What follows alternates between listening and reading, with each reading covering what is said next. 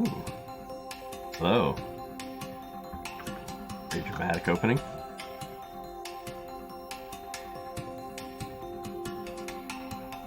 Go and pick up. I'm gonna look like an idiot. Just dance like it.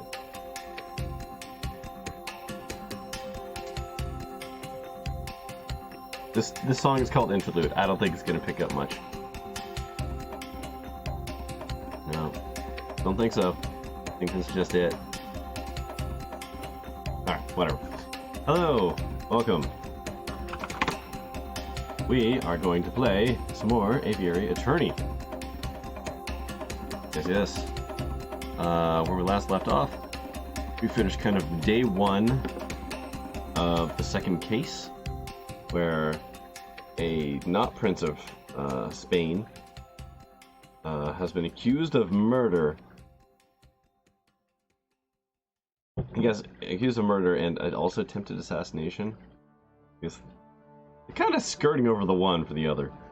Yeah, he tried to assassinate the king, but he did kill the guard, so we're just gonna go with that. Somehow that trumps in terms of laws. Whatever. Oh, right. So, which cam is this one again? I think upper right? Upper right? And also that I have to capture my screen, not upper left? Alright. Set this up. Here a second. Launch this game. Click options. Full screen mode. Confirm. Left, you say? I have to turn that on. There we go. I have to do some of this stuff manually because I still have to capture my desktop for this game. Oh, whatever. Okay. Alright, here we go. A new day. So, where do we want to go?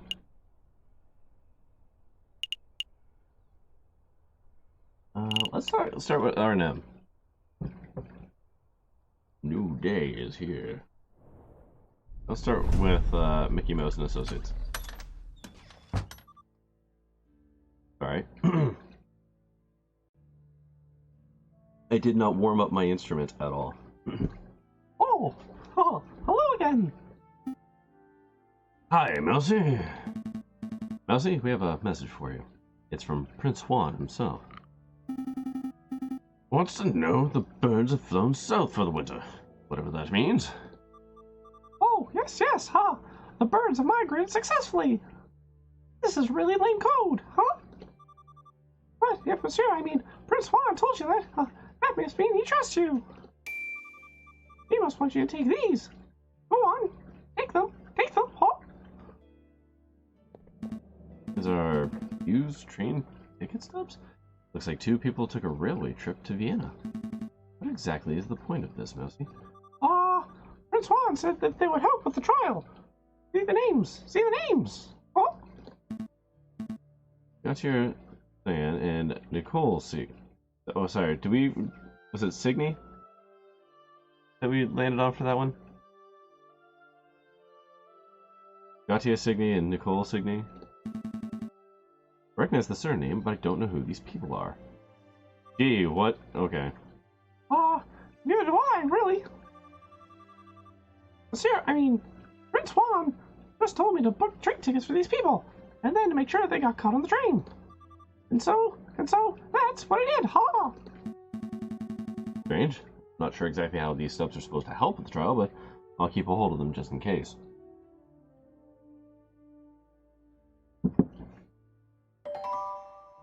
Cool. Ticket stubs. I want to look at those. Okay, there's nothing else. So. Let's go, Spurson. I'm done playing courier. A good call. A new day approaches. Let's see. Okay, this isn't going to take time, so I'm just going to go over here and see if it'll trigger anything. And I still don't see the bird. Okay. Blah, blah, blah, blah. That's a very dramatic kind of thing. Where do we want to go to next? Let's go to the Chocolate Emporium. I need to be reminded of all my voices anyways. Sorry, give me a second.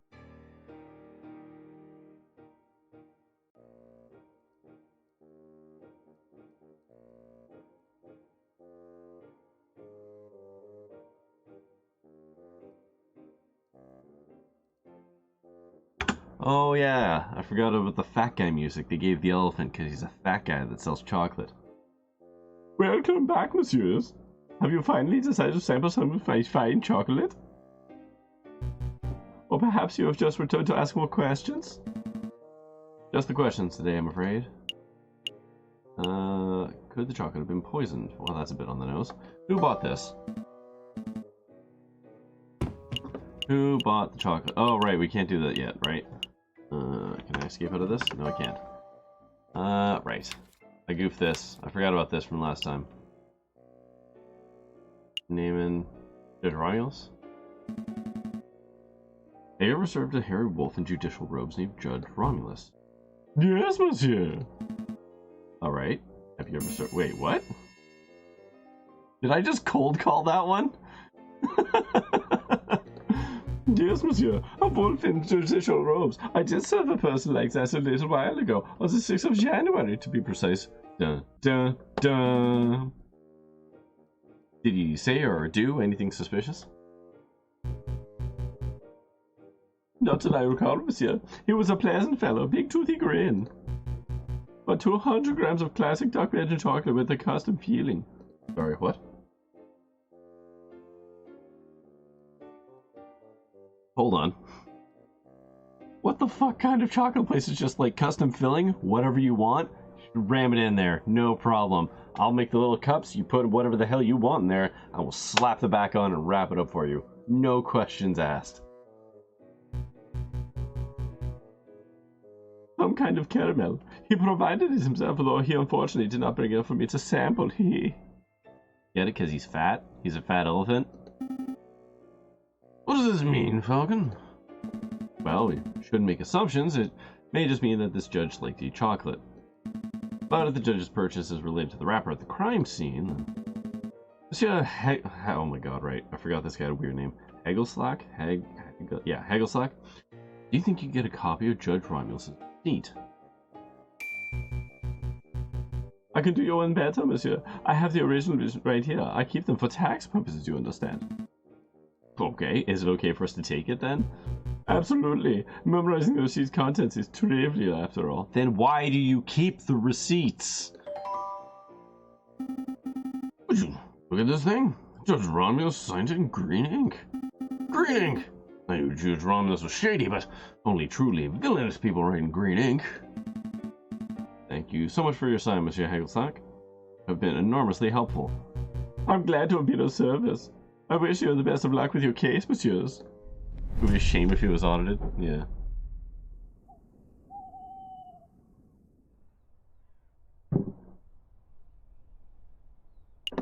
Okay. I like how you can't visit everywhere. Feeling pretty confident about this case. Big picture is coming together quite nicely. I'm somewhat relieved that Prince Juan came clean. His secret was putting the whole case in jeopardy. We still got one day until trial, but how to spend it? I suppose we could revisit the Louvre, or maybe we should just play some cards at La Canard. Something wrong, person? You seem... or you're being unusually quiet. Falcon? We need to talk. What's up? He said, extremely casually. Gee, I was doing some thinking. Dangerous thing I do, I know. Anyways, I realized we're missing a crucial piece of evidence. And what evidence would that be? You know that Major Howe consumed a piece of chocolate right before he died? Well, we know he died of poisoning. But we still aren't sure that chocolate was the cause. That is true. We keep pushing the chocolate theory. Kokoriko will almost certainly bring that up. So I thought to myself, if I were to consume the wrapper itself, then that may provide proof of whether it contains traces of poison. This is a bold maneuver. Sure, that could work, but it'd be incredibly foolish. Wait, are you thinking of eating the wrapper, Sparrowson? Maybe. I'll stop those thoughts right now. I'm not gonna let you potentially kill yourself like that. I knew you didn't say that. That's why I've already... I fucking knew it. That's why I've already consumed the wrapper. I knew it. 25 minutes ago. And down he goes. God damn. I absolutely knew as soon as he mentioned the wrapper that he would have already eaten it. I knew that that was going to be the gag here.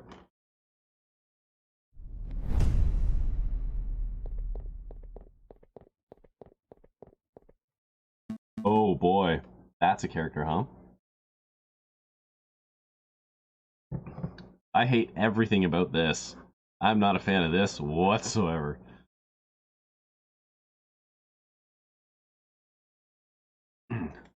Comedically large syringe. That's... yeah, that's obnoxious. I need a voice for this doctor. What would a doctor sound? I mean, a doctor sounds like anybody that's a doctor, I know that.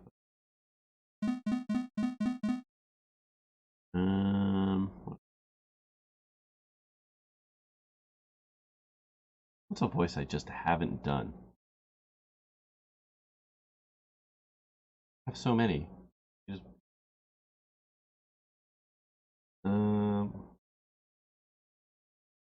Well, he is not conscious right now, but he is stable. I think it's safe to say that your friend is not on his deathbed. Oh, thank God. How did you say this happened again?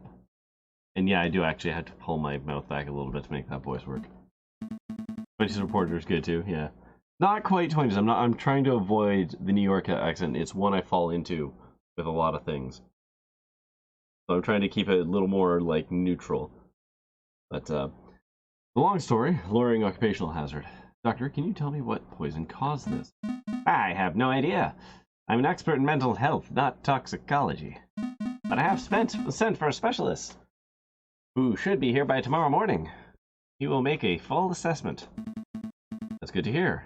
Thanks, Doctor. Take good care of him. Wait a moment. There is the matter of the bill. Get it? Get it? Get it? Got a big bill. Doctor, gonna charge us. Good. We'll have to discuss it later. I have an important case to prepare for, and I'm one partner down. I see. Well, rest assured your friend is in good hands. Good thing I have 49 francs. Oh, this is terrible. What the hell is Sparrowson thinking? I can't win a case like this. I don't know how to narrate this. You, I finally found you. Someone say something. Running around like a headless chicken, you're one tricky lawyer to find. I told you to drop the investigation, but you wouldn't listen. Who's speaking? I can't see you, monsieur. Step forward. Alright, I'll step forward. It'll be the last thing you ever see. Oh. I don't know. I don't know how to narrate a mystery voice. Maybe I should have done something like this. Au revoir, JJ Falcon. I don't even know if the audio comes through when I do that. Like, can you hear anything? Oh, good. Well, next time I have a mystery voice. What just happened? Where am I? Am I dead? No, that can't be right. Nighttime. I'm just sleeping. Focus and count to 3. I should be able to wake up. 1, 2. Work? No, I think we're dreaming. Oh, crap. Ah, Dame Cataline. You know, I just want to point out that I actually reviewed the previous video so I could have a rough idea of what the character voices were. I was not expecting to be reprising roles from the first video. Cataline was Amelie, I do believe. I believe how easy it was you were to fool. Put on a guilty voice and acted all innocent, and you ate the whole thing up. Shut up. Shut up, I don't need to be lectured by a murderer. I'm the murderer? Why, Monsieur Falcon, it was your accusations that put Baron Rogil on death row. Wasn't my fault. Hey, where are you going? Out of my way, Severin. I'm not done talking to Dame Cataline.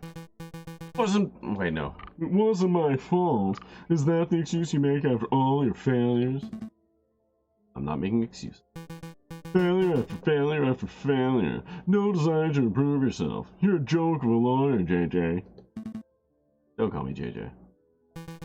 That's all you have to say? How pathetic. You don't even deserve to stand in your grandfather's shadow. Grandfather? Okay. Prove you wrong, I can do better. Oh, it's you, Sparrowson. Have you come to break me too? What? No, I'm just telling you to wake up. Yeah, Joseph James Falcon, yeah. Wake up, Monsieur, wake up! Okay, can you hear me? I said wake up. I woke up on the river. Oh, is this the part where I'm going to be dripping wet? Oh, we're by the bridge. Okay. Sure. Oh, right. This guy. This ain't had... Come on, monsieur, wake up. I said wake up. You're starting to worry me. Oh, you're not... Ah, there it is. Oh, thank goodness. I wasn't sure whether I would be able to find a doctor or a mortician. Ugh, dead. Where am I? The Pont d'Art, you know, by the Louvre, in Paris, France. I just fished you out of the scene. Nearly broke my rod doing it. Wait, I know you. You're that disrespectful lawyer guy. You're a Falco or something. What time is it? Actually, what day is it? You hit your head pretty hard, huh? The 21st of January, at around 9 o'clock in the morning by my reckoning. 21st, 9 o'clock. Oh no, the trial! I should have been at the Court d'Assises 10 minutes ago. Well, you're running late. But take it easy, monsieur. I'm sure they'll be understanding. Maybe if I sprint it. I want to point out you're a bird. He is a bird. Why is he running?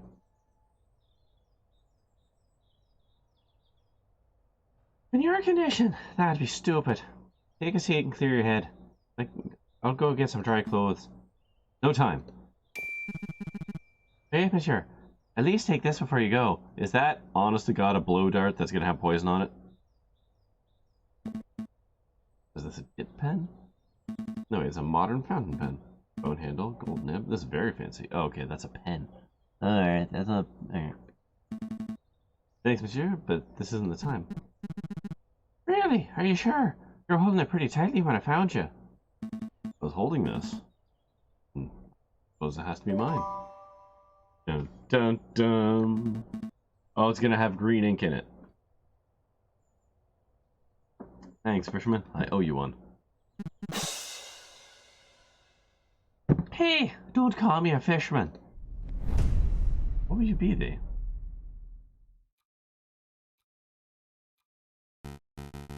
9 o'clock. I believe it's time. Oh, right. What was this guy? 9 o'clock. I believe it's time for the roll call. Is the defense not present? Such unprofessionalism. There's no defense. This trial can't proceed any further. Let's make a ruling based on the evidence that has already been presented. I will now converse with the jury.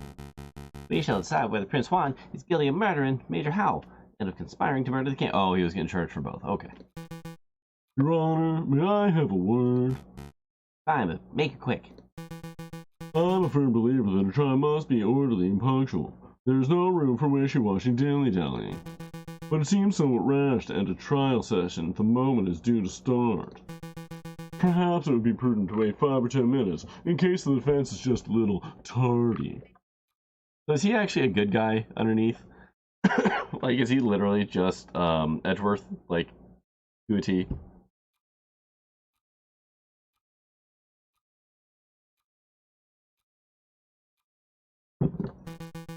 Then the trial still has a chance to proceed and justice will be served. It wouldn't do for her rival to actually be equal. That's fair enough, Pokemon Freak. You are the prosecution, are you not? You have nothing to worry about. A guilty verdict is all but guaranteed. Your Honor, you appear confused. I'm not here to secure a guilty verdict. Of course you are. You're the prosecutor. By definition, you're here to prosecute. No. My job description is to prosecute, but I'm here in this courtroom to ensure that justice is served. An unfair and unbalanced trial is not in the spirit of justice. Very noble view, but if the defense is absent, then there is little that can be done. I will hear no more about this matter. I will now talk to the jury. In the spirit of justice. Yeah. The defense is present. Your Honor. Yes. Puff on that. You big old whiff. You're too late, Falcon. Come on, Judge AJ, you look like a total mess. Do you take a morning swim in the Seine or something? Something like that. Your Honor, we are all present. We are only 3 minutes over schedule. Let's not needlessly dirty the pure name of justice. Rules, prosecutor. Falcon has clearly no respect for the legal procedure. Frankly, for turning up while looking like a drowned rat, I ought to hold him in contempt of court. Your Honor? But Your Honor... Rules are rules. One more word of either of you, and I shall have you both disbarred. Can't do that? It's a pity. The King of France was most looking forward to standing behind the witness podium. The King of France is here? Oh, Christ, I have to come.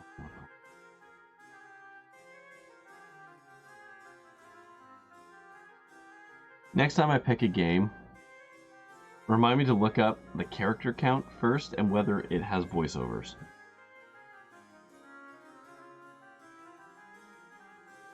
The penguin? Should I just straight do the penguin? I mean, he is a penguin, so fair enough, but... Oh man, how's the penguin even sound? Hold on.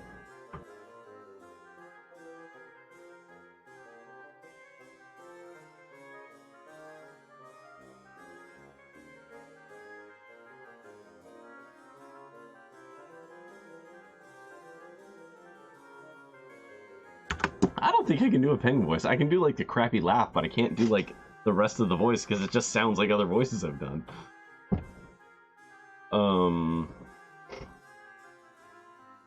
Like, I remember the penguin's like wah wah wah, but like other than that, I don't really. Oh, are we not doing the trial after all? That's a pity. That's a bit more Squidward, but maybe that's where we go. Your Majesty, what a surprise. Well, you see, You know, it's my 7th time testifying against a would-be assassin. But it's the first time seeing a trial where the case is ended before it even began. well, the defense, he was late and, Oh, pish posh. France didn't become a great and dignified kingdom through rigorous punctuality. Fair enough. Let's go ahead with this trial. It'll be fun. Look, I'll say the oath to get us started. I swear to speak without hatred and without fear, to tell the whole truth and nothing but the truth. Did I get it right? That was perfect, Your Majesty. JJ, I trust you have no objections to the King's testifying. Nope, no objections here. Go ahead with the trial. It's fine with me. And you surely wouldn't stand in the way of the King, would you, Your Honor? ah, fine. Proceed with the cursed trial. Excellent. Now, Your Majesty, could you tell us the activities of the day of the murder? Activities? Well, I started my day with tea and toast as I normally do. I was dressed in my PJs at the time. I think you can skip ahead a little. Perhaps to your arrival at the Louvre. Ah, right, of course. Well, my entourage and I entered through the Louvre south entrance around 9 o'clock. We passed through the Salle de Chi... Oh my god. I wish I was better at French. We passed through the Salle de Tibre with little fanfare. At the Grand Gallery, I unveiled the new painting and gave a short speech to inspire the citizens who attended. Is it so? Oh, okay. That's when I was approached by a man claiming to be a Prince of Spain. He presented a rose, which was taken by Major Howell, and well, I think you know the rest. Oh man. I got like just a bit of phlegm in the back of my throat. It's killing me. Indeed we do, Your Majesty. Madams and messieurs of the court, what we have here is another testimony that establishes Prince Juan's guilt. And this is no ordinary testimony. It's the testimony of perhaps the most trustworthy man in all of France. That is categorically false. Like, of all the people you want to call trustworthy, royalty is where you go?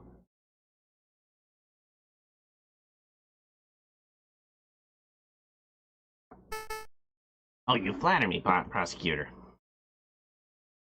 But I am the trustworthiest in all the kingdom, aren't I? I have no doubts, Your Majesty. Nonetheless, I would like to perform a cross-examination. How dare you doubt your king? The utter nerve! Oh, calm yourself, Judge. I have no qualms with standard legal procedure. Okay, actually, you know what? This voice is edging really close into the Grand Nagus. Like some Deep Space Nine Grand Nagus bullshit. Quark!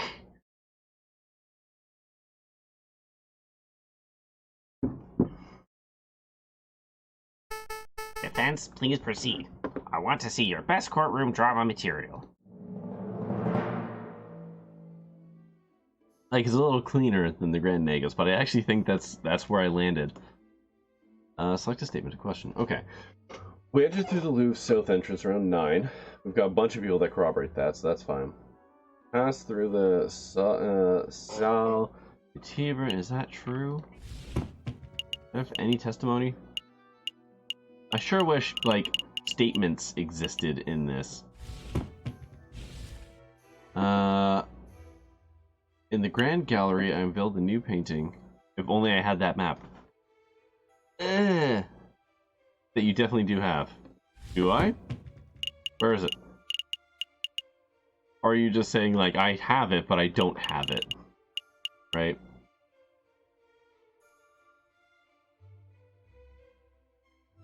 Oh, look at that. It has green ink. Shock. I pulled it up repeatedly. Yes, but only at... Yeah, it's not here. It's like a plot device thing. This one was approached by a man claiming to be the Prince of Spain. All this kind of tracks.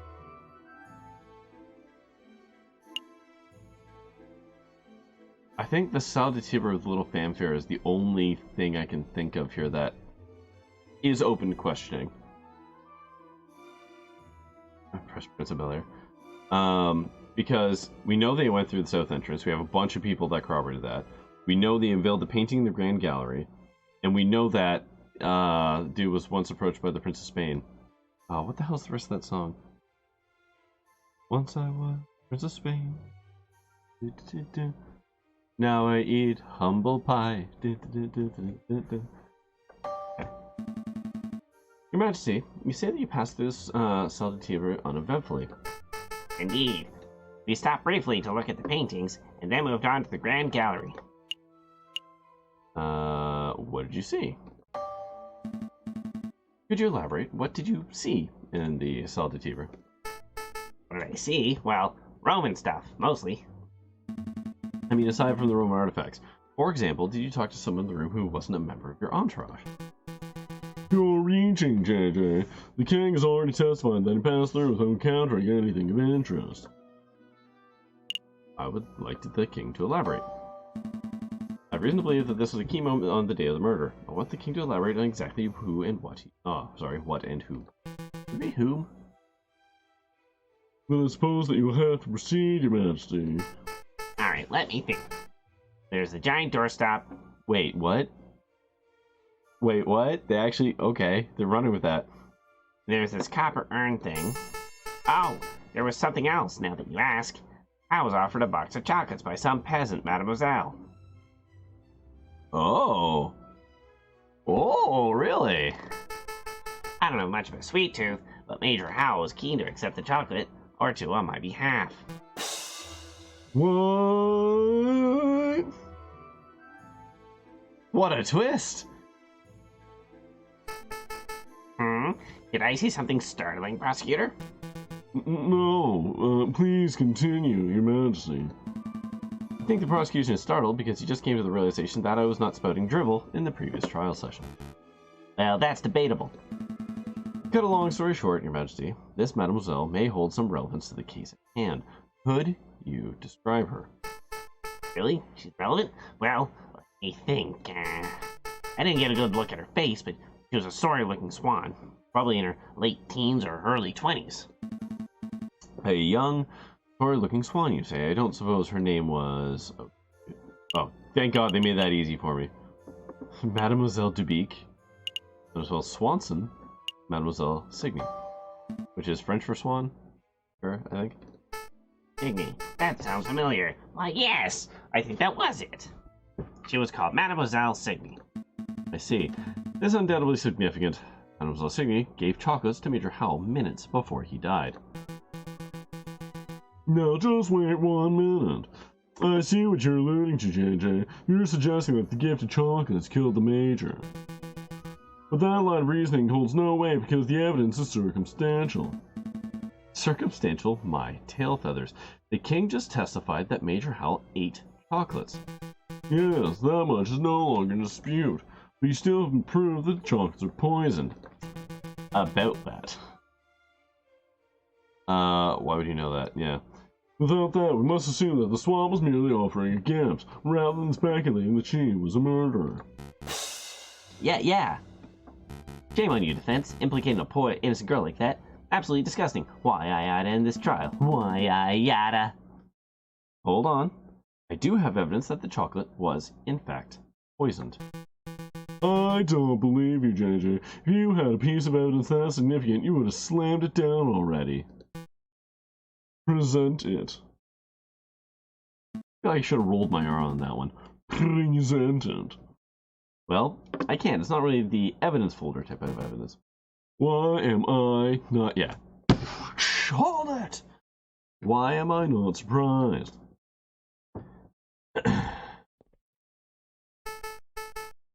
Drama is just getting good. Why did you all suddenly go quiet? Well, Your Majesty, it appears the defense just had a realization of his own. That is, that he lacks evidence to support his theory. Since he cannot continue with his argument, I believe the cross-examination has come to an end. Start sweating. I'm not done yet. Let me present my evidence. Yeah, I had the chocolate wrapper back in my office. And Sparrowson ate it. Stop, JJ. Stop while you still have a little dignity. The results of whatever crackpot pseudo-scientific experiment you performed do not constitute valid evidence. I think this trial is over. About bloody time. You may take your leave, Your Majesty. Very well. I'm pleased that justice has been thoroughly served. Till the next assassination attempt, adieu, messieurs. What? Thank you. Oh. Objection! Alright. Always wanted to do that. What a twist. Sparrowson, are you okay? Yep. The doctor said that I have an iron stomach. Most of the poison passed straight through me. Gross. Speaking of which, I would like to testify on that poison chocolate tissue. I've even got a doctor's note, see? Right here, It's too late. The trial is over. You can't. You can't be serious, Your Honor. I can't keep a straight face.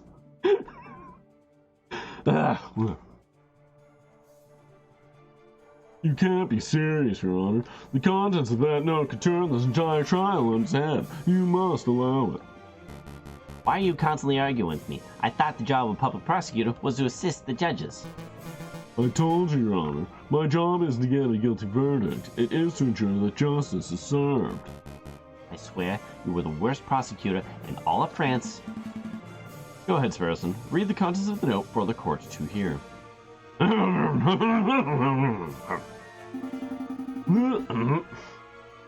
This patient, Sparrowson, was submitted at... Oh my frigging god. Oh, you jerks. Salpicieri? Oh boy. So PG Hospital, where he displayed a variety of symptoms. These included profuse sweating, a rapid fever, and severe nausea. I hope to God I never have to say that hospital name again. The patient was diagnosed with poisoning, probably originating from a plant known as aconite, aka monkshood, aka wolfsbane.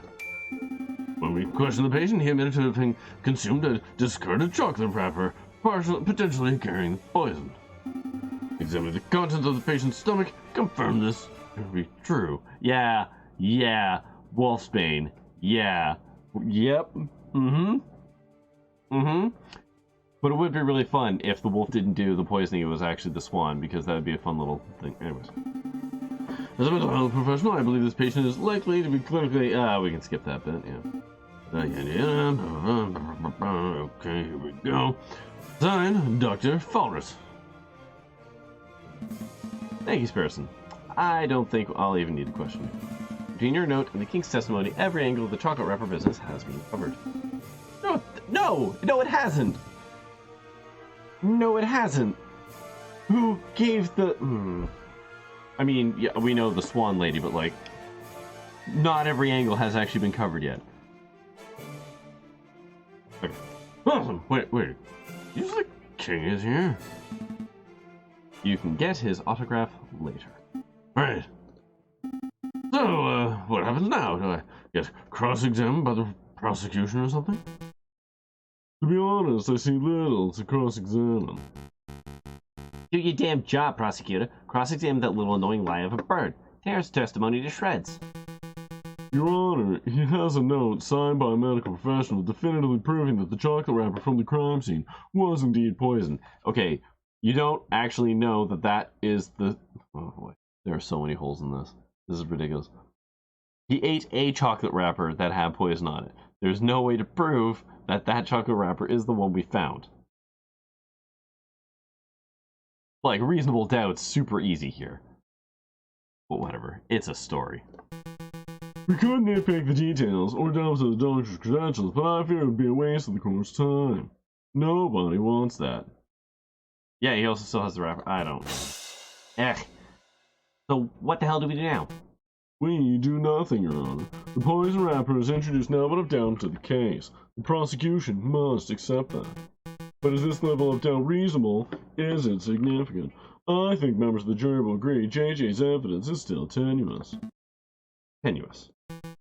A step above circumstantial.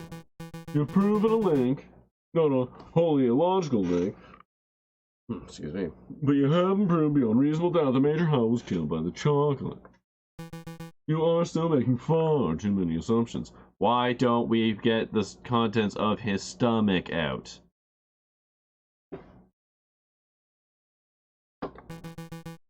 Where is the empiricism that is required by any good court of law? Where are the witnesses who can back up your claims? Was he cremated immediately? I don't remember. Maybe that's actually the case. Oh, I brought up along a witness. Maybe she can help. Oh, man. Not that I don't want female characters. I just don't want to voice them. Oh! Digny. How the hell did you find her? Oh, hello. You? Harrison, it's great to see you on your feet, and you have been an enormous asset to this case, but what are you trying to pull off now? Surprise witness! Surprise witness. Yeah, I remember you mentioning that Kokiri liked calling surprise witnesses, so I thought he'd beat him at his own game. Harrison is smarter than I give credit. We're at the flower girl, Mademoiselle Signy, so that she can testify about Prince Juan's character. You're putting me in a difficult position, Sparrowson. Just moments before you arrived, we, the court, established Mademoiselle Signy is a possible suspect for this case. What? That can't be right. Harrison? Oh, Harrison, it's okay. You're Falcon. I would like to testify. You want to testify? Do you understand what you are agreeing to? I do. I have accepted my fate. Prosecutor, do you have any objections to me calling upon Mademoiselle Signy as a witness? No, none. A little less soft. The mic is flagging. Okay, sorry. What if I do this? Turn up the mic volume a little bit. Hopefully that'll be a little bit better. No, none. Bearing in mind, of course, that you are here to defend Prince Juan, not convict Mademoiselle Signy. Prosecuting is my job. Of course. I have no objections either. Please proceed, witness. Speak the oath. The oath? Do you swear to speak without hatred and without fear, and tell the whole truth and nothing but the truth? I swear, Your Honor. I swear to speak without hatred and without fear. I should just talk over here when I'm doing her voice. Because then I'm, shocking the mic. To tell the whole truth and nothing but the truth. Good. Very good. Please state your name and occupation for the court record. My name is Catherine Marie Signy, and I am a flower seller. Mademoiselle Signy? Mademoiselle. Okay. Mademoiselle Signy, tell the courtroom of your activities on the morning of the 7th of January. Very well. I saw the king and his entourage enter the Louvre around 9 o'clock.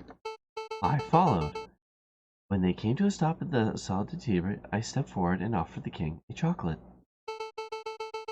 He refused, but a guard, a big dog by the name of Major Howell, was happy to oblige. The guard died because I, personally, had previously added poison to. No, that can't be right. I used poison derived from monkshood, a notoriously dangerous plant. The flower seller, it was simple to acquire. Why did you do it, mademoiselle? Why? Yeah, people have tried to kill the king before, and people will try again. He is a vile man who has no respect or love for the people who suffer under him. Okay, getting real again. I did it to better the French people.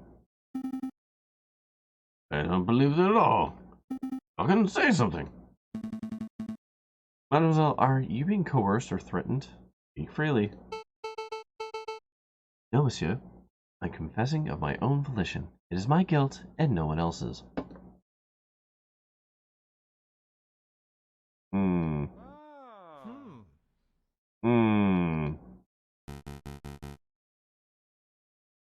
Well, defense? Looks like you wormed your confession out of this murder's pute. Suppose that gets your client, Prince Juan, completely off the hook. Lucky you. Yeah, nobody else's. So, shall we wrap this court session up? No. No, not yet. I have further questions for the witness, Your Honor. Further questions? To what end? You've already proved your client's innocence. I wish to uncover the truth. You aren't here to uncover the truth. Excuse me. You're here to defend Prince Juan. And you've done that job with a disgusting level of diligence. Nonetheless, I believe that Mademoiselle has omitted something of huge importance. I wish to question further. Something of huge importance? Yeah, how'd you get the poison in there? Yeah, that's gonna be pretty straightforward. I won't allow it. Fine. Can I at least show something to the witness? You and the prosecutor are a right pair of moralizing blowhards, aren't you? You're doing my head in. Fine. We'll shut you up. I will let you show one magical mystery item to the witness. Can't imagine you'll have anything up your sleeve to change the flow of this trial, though. Monsieur Falcon, save it. I have nothing more to say. Oh, yeah? Dun dun dun! Please take a look at these, mademoiselle. Train ticket stubs? Look at the names. Papa? Mama? In Vienna? Really? Are they really safe? They are. The tickets were arranged at courtesy of the Fox. Then that means the wolf has nothing to hold over me. I can speak freely. Oh, dang! Go ahead, mademoiselle. What are you two muttering about down there? I am amending my testimony, Your Honor. Members of the court, everything I have said today has been the truth. Trial intensifies. I did go to the Louvre on the 7th of January. I did present a box of poisoned chocolate to the king. Except it was not of my volition. I was threatened. I was forced to carry out the task under threat of harm. You see, my family has been struggling to get by. The winter has been harsh and my flower business has been struggling. One day, a man approached me. A man I assumed to be kind-hearted. This man offered me 200 francs to get us through the cold. But I could not afford to repay the debt. When I attempted to bargain with the man, he offered me a deal. Assist him with murder, and he would drop all debts. Refuse, and he would ruin me and my parents. I obliged, because the alternative meant death for those I love. The name of the man who did this. Hold on. Is his name Judge? Honest to God, if this guy's actual ass name is Judge Romulus, that is a fantastic twist.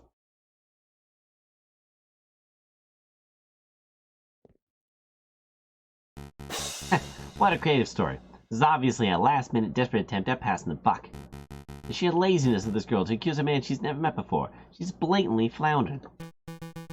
Indeed, I've heard dozens of these self-pitying yarns during my time as a prosecutor. Although admittedly, this is the first time I've seen a witness directly accuse a judge. Quite a brazen gambit. But in any case, these sorts of stories never turn out to be true. They're always proven to be fabrications born of desperation. I've never been more honest. Listen, Mademoiselle Shakin. I would like to believe your story, but accusing a man, a judge no less, of conspiring to murder the king is a hugely serious accusation. Do you have any proof to support your story? Proof? You say the judge lent you money. Then you both must have signed a contract when you made the transaction. You don't... What? No, that is not how legal people do illegal things. They don't have contracts, my dude. The contract must suffice as proof.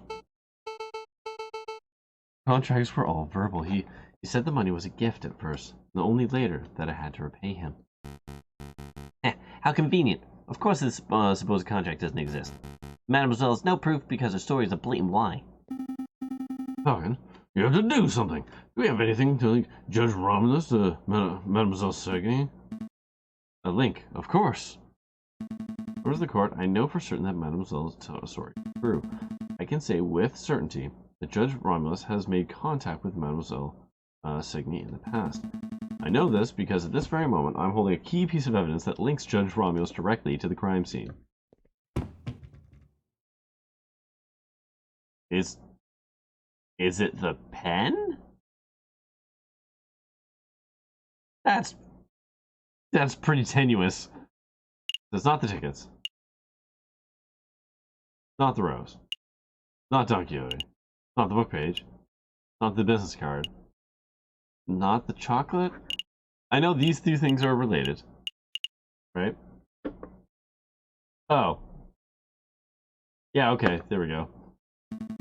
I think you should take a look at this, Severin. I forgot that his freaking name was on it.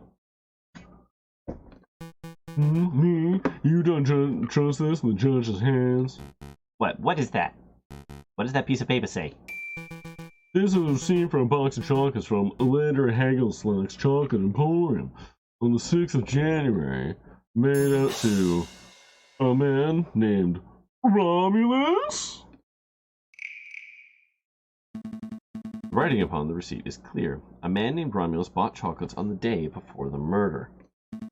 Chocolates happen to have been the same brand and flavor as the ones that were used in the royal assassination attempt. By itself, this evidence would not be definitive. It would only suggest that the judge had something of a sweet tooth. But taken in conjunction with Mademoiselle's updated testimony, that would imply that the judge was directly involved in the assassination attempt.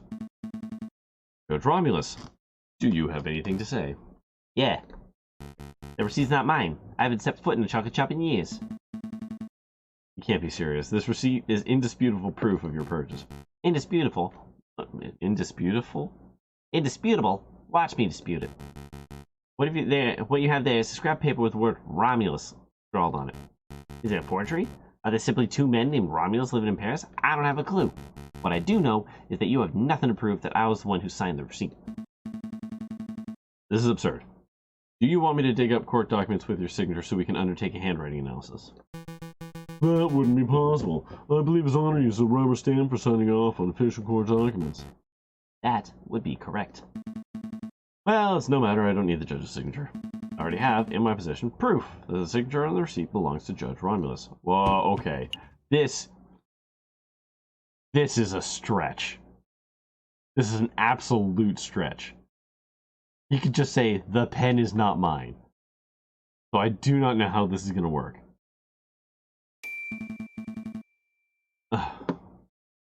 Jesus. Okay. First things first. I believe you dropped your pen, Your Honor. Hmm?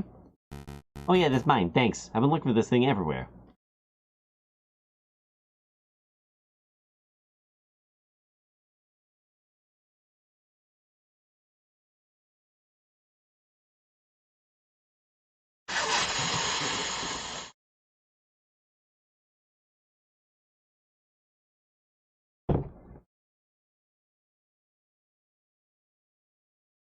I'm so mad.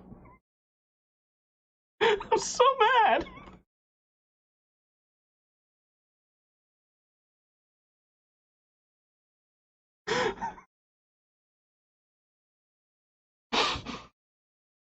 God damn it.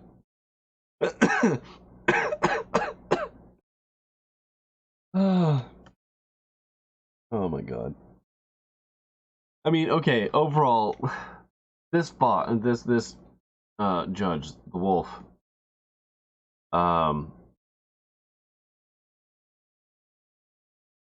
he's crafty, but he's not smart. That is his overall character. Like he got into this position so he could try and manipulate things, whatever. But he's not smart, right?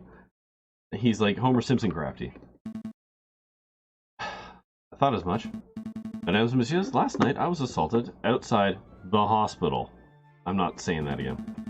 I did not see the assailant's face, but I did accidentally grab something from their garments as I was thrown into the scene. And, oh, so that's why you smell fish. I wanted to say something, but I thought it might be rude.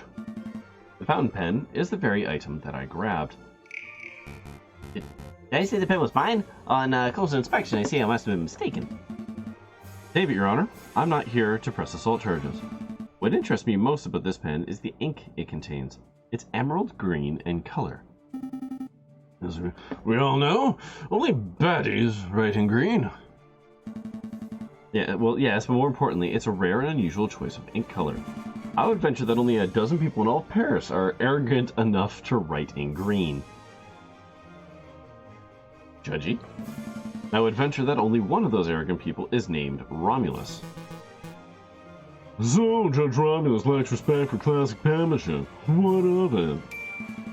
Take another look at the chocolate receipt, sir. The receipt was signed with emerald green ink. It certainly is quite a coincidence. No, there's no more room for coincidence. There is no more doubt. There's only one narrative that can tie this ridiculous string of evidence together. On the 6th of January, you, Judge Romulus, bought a box of chocolates with a custom filling. The custom filling contained poison originating from the flowers of Mademoiselle Signy, a street seller who owed you a debt. On the 7th of January, on the 7th of January, you, Judge Romulus, leveraged that debt to force the girl to present the poisoned chocolates to the king. Then, an idiot of a man by the name of Juan framed himself as the murderer in order to take the fall in Mademoiselle Signy's stead. Dead. You pushed for Juan's guilt by priming a witness, Monsieur Toussaint, Kingsley. And when that failed, you pressured Mademoiselle Signy to take full responsibility for the crime. That is the only narrative that makes sense. Admit it! Fine, I do admit it. I did it. I purchased the chocolates, I added the poison. I put a peasant girl in debt just so she could force her to take the fall. I was the one who wanted the king murdered. There's not one damn thing any of you can do about it. I'm the one who holds the gavel. I'm the one who passes sentences. With the snap of my fingers, I could have each one of you guillotined at, oh my god, at the prison before nightfall. Who judges the judges? the people will look up, and they will say, "Save me!" And I will look down from the clock tower, and I will whisper, "No." Who stands above me? Nobody. Not even God can condemn me for when I sit so highly. Wow, bud. Attempting to murder a king? Corrupting the court d'Assises? What an utterly repulsive individual. Don't touch me, you ditty pig. He's not a pig. You have no authority over me.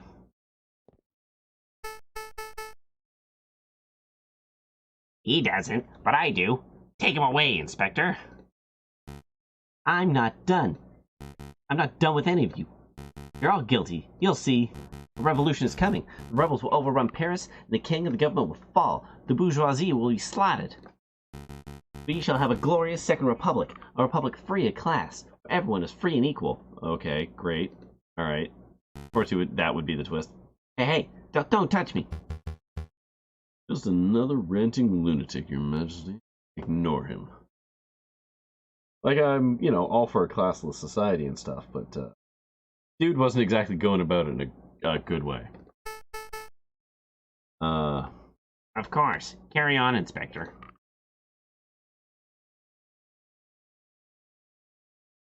Trial's over then? Thank you. What happens now?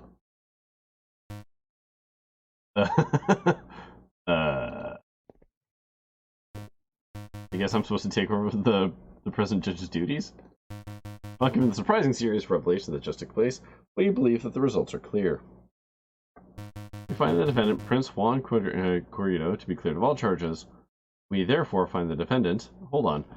You don't just get to say that. Like, you still need the jury to, give you that. Not guilty.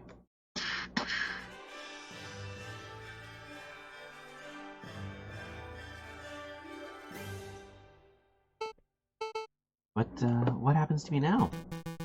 Mademoiselle, it is clear that you were coerced. However, you still played a significant role in the king's assassination attempt. By all rights, you must be tried for your crimes. I see. I cannot argue. But as it happens, due process was not followed during this trial session. Judge Romulus thoroughly disrupted the proceedings. Consequently, I believe that most of the testimonies given during this trial session would not have been seen as valid in a court of law. And what does that mean? You're saying you're free to go. My Sparrowson is getting significantly, more slurry drunk as I play him. Correct. As a prosecutor, I see no crime to prosecute. Really? Thank you so much, monsieur. And thank you, messieurs. Without your help and assurances, I don't know where I would be right now.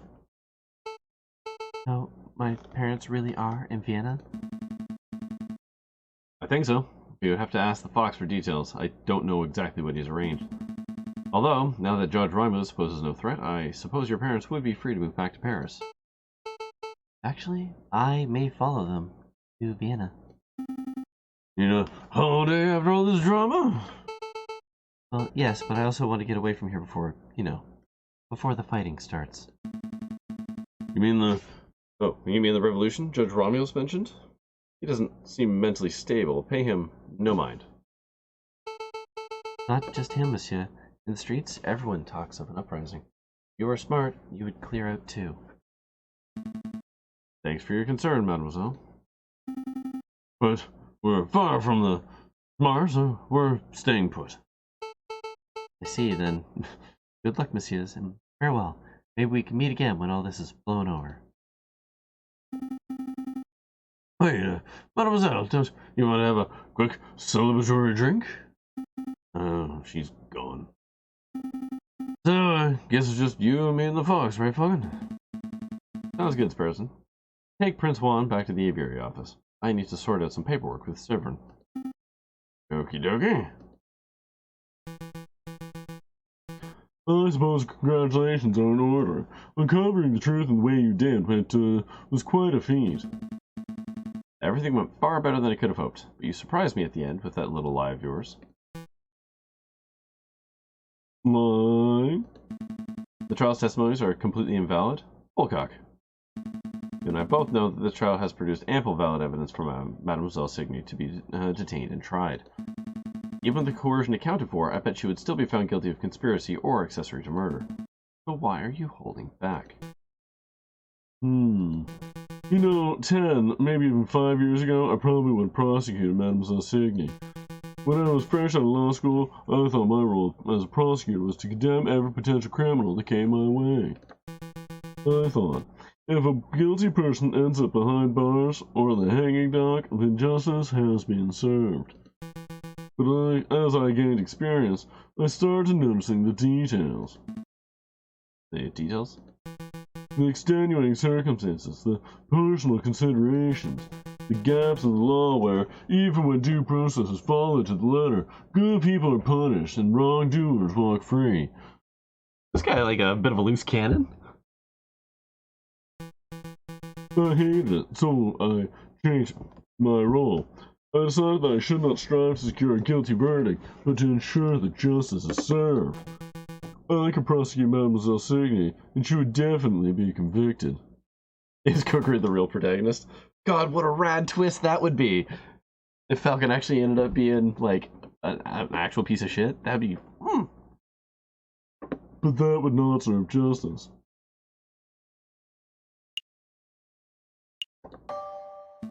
You're a good lawyer, Cookery. Well, you're not terrible, Falcon. God, do I have to do... I must congratulate you, Senior Falcon and Senior Sparrowson. What am I doing, still using that old accent? I, of course, meant congratulations, Monsieur Falcon and Monsieur Sparrowson. No big deal, we were just doing our jobs. No. Your job ended when you proved my innocence. Everything after that was you going above and beyond your duties. Of course, I was counting on you to do so. A lesser lawyer would have surely have stumbled or caved. Oh, but before I forget, for payment. Thank you, Monsieur Volpe. This has been a strange case, but I'm glad the truth has come to light. I'll see you out. Wait, Monsieur Volpe, before you go, something's been bothering me. Why did you come to us in the first place? 20 bones? No, because we gambled and lost money. We just got like 40, I think. Surely there's much more reputable lawyers out there. Oh, sorry. Surely there's much more reputable lawyers out there that we could have done a better job. Oh, more reputable than the Falcon that stands before me? Yeah, Falcon's got a sucky track record. True, he does have a mixed record, but his family name is hugely respected in the lawyering world. I chose Monsieur Falcon as my lawyer for that reason alone. Really? I've never heard of another lawyer named Falcon. Because his name was probably like Hawk with an E? Because he is a hawk. Let's not go down this road, Monsieur Volpe. Oh, sorry, that's normal voice. Let's not go down this road, Monsieur Volpe. I don't go by my old name for a reason. That's fair. We shouldn't be fixated on the past, should we? After all, already been and gone. The future is where our potential lies. That we should be paying attention to. A storm is approaching fast. And the revolution that the crooked judge mentioned? Indeed. I dare say that the wolf is right. A rebellion is coming, one way or another. Listen, Monsieur Falcon, you'll probably have a surge of work over the coming days. If you want me to dig up dirt on anyone, please feel free to drop by my office at any time. Dig up dirt? I'm a private investigator, it's what I do.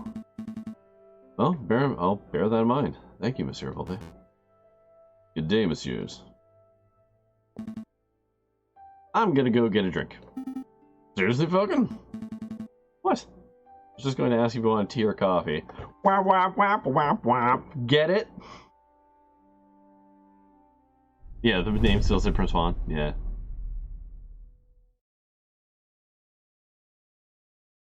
No, we're done. Game over. I did 2 cases, that's all I need. Okay, I'll be right back. I have to go to the washroom. So, hold on.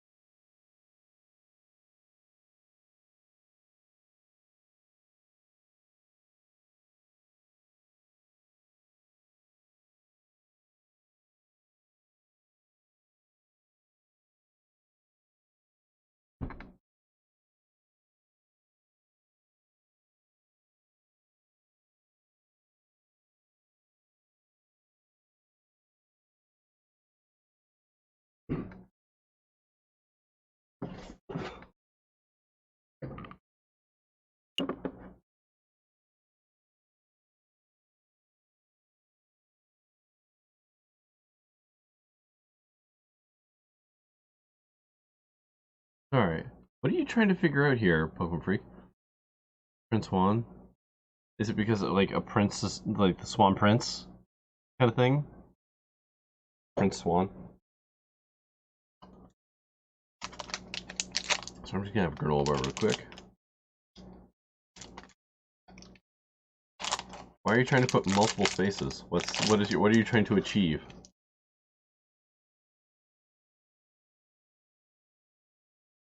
Oh. No.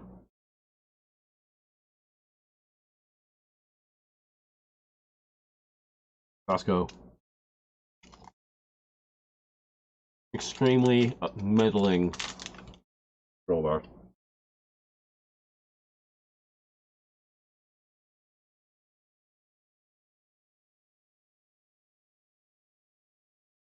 But does the job.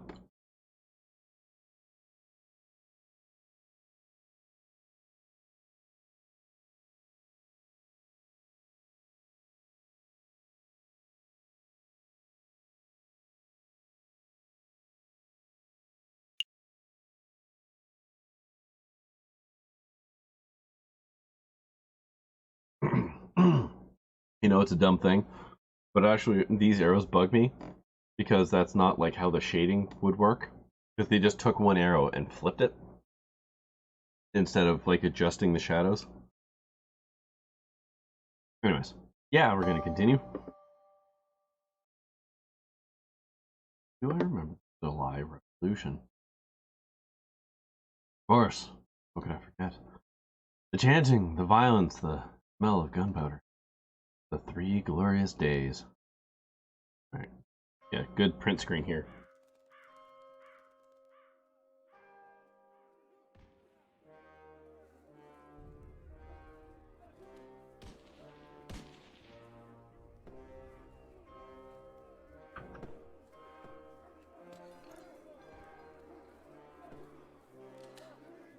Ooh.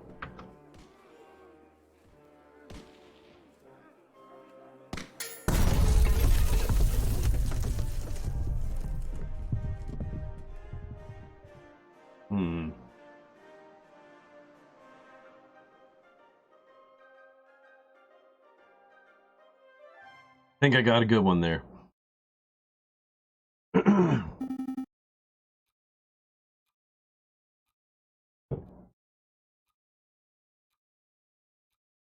Assassin's Creed Unity? Yeah. I can't believe he's skipping work again. I swear, if I find that moping bird brain le canard. Ah, finally. Good morning. Good morning? Guten Morgen. Finally. Good morning, Falcon. Mornings. No, wait. It's 2 in the afternoon. That means the official greeting is, where the hell have you been, lazybones? Ugh, it's far too early for this level of roasting. Pass the cab sav. No way. We got important business to discuss. I can't do that if you're half drunk. Oh dear, give me a break. I haven't had a good night's sleep since the trial. Something on your mind? Actually, yes, it was what the Wolf Judge said about a revolution. Pshaw. The guy is off his rocker. Besides, we worried about every potential French revolution. We'd never get any work done at all, am I right? When is this? 1850 something. So, I don't know, look up the 3 glorious days for the French Revolution. I mean, I guess I can do that. Let's see.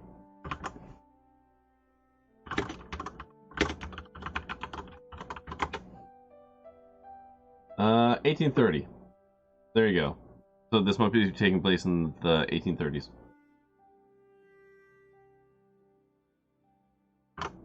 There you go. I assume the July Revolution was in July, but the last trial was in January. Oh yeah, you're right. So have we not had work for like months?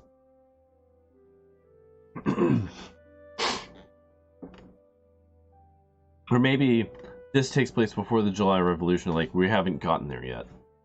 We'll see. I guess when we actually get to the calendar, we'll find out. Yeah, maybe you're right. Worrying doesn't do us any good. Tell me about the important business you wanted to discuss. Huh? Oh yes, the business. A letter! This one's from the Paris Police Department. Fancy wax seal and everything. That is indeed a fancy seal. Well, go ahead, Sparrowson. You may have the honors. Alright. Monsieur Falcon. Meet me on the rooftop cafe opposite the Palais de la Bastille. I have a proposal. Regards, Inspector Volerty. That's it. A terse. That sounds like a setup. A proposal from the inspector. Interesting. Excuse me. Do you have any idea what sort of proposal he has in mind? Not a clue. So, are we...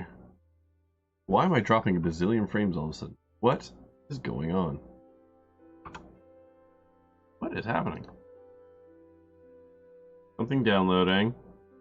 Steam. Oh. You brat.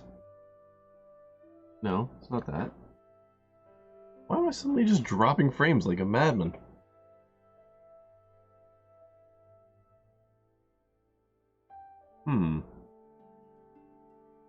I am entirely unsure what my computer is doing. Hold on a minute.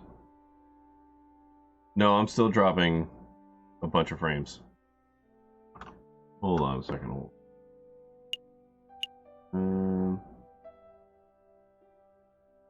Computer. Is the auto updater going?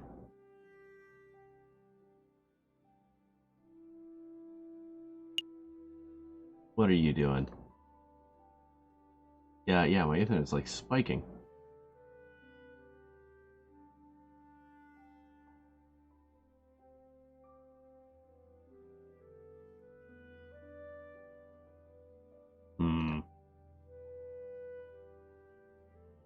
Yikes. Okay, well, that sucks. That seems to have resolved for my network. Oh yes. I forgot that that's a thing.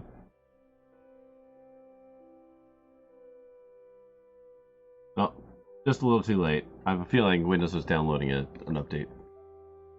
No, it's still going. Okay. We're back to green. Weird. Okay, well that was a lot of frames dropped for no identifiable reason right now. It's fine now. Yeah, right, fine.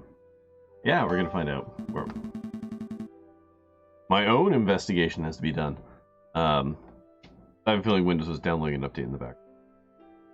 I don't know what sort of proposal the inspector has in mind, but it would be foolish to reject it without even hearing it out. Grab your coat. Alright. No dilly-dallying. I like it. Oh, before I forget, I need to drop by the hospital at some point. What did you eat this time? No, it's not like that. Well, not entirely. Need to pay for the bill for my last visit. Oh, I'm sure that's reasonable. Sure, we can pay a visit, but the inspector's call should take priority, I think. Okay, so this is still in January. Oh, this is literally like the day after. Okay.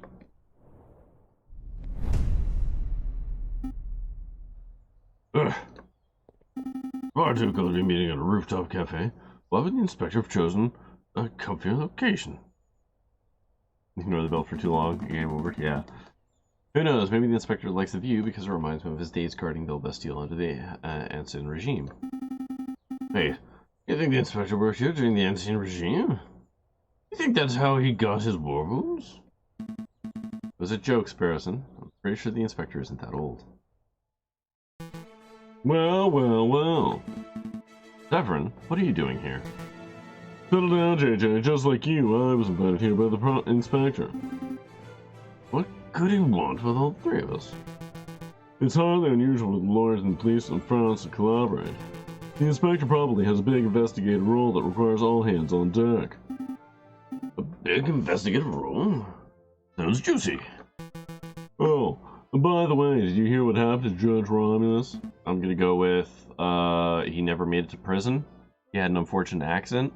Fell down a flight of stairs, head first, with a bullet in his leg. They found him having committed suicide in his cell. Epstein style, perhaps? I don't know.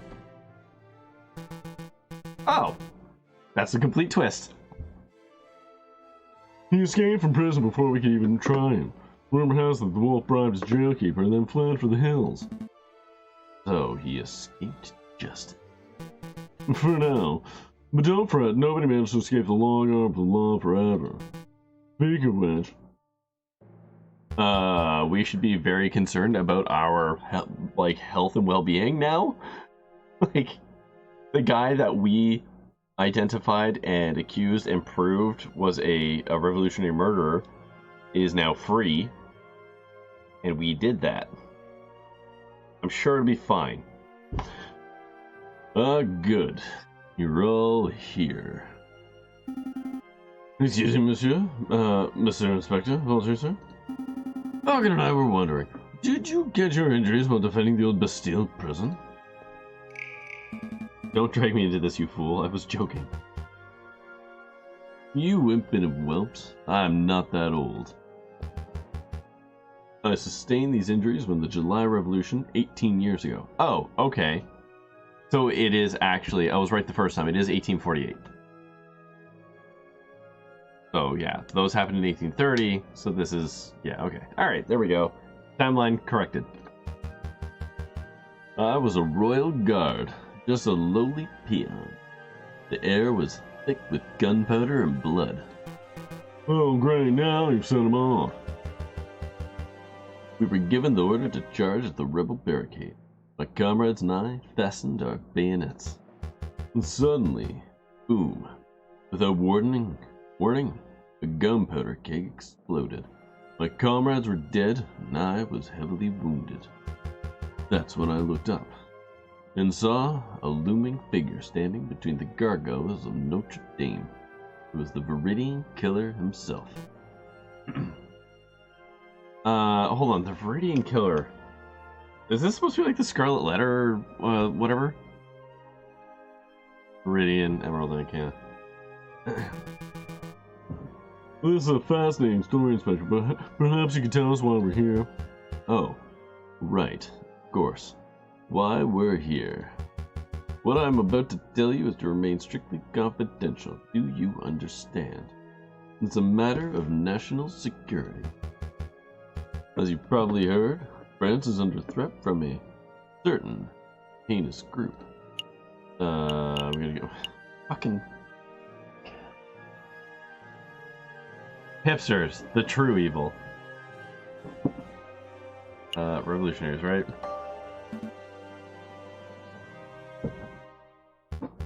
Indeed, rebels. There's a storm brewing in the shadows of Paris. We, the Paris Police Department, have known about it for months. No, years.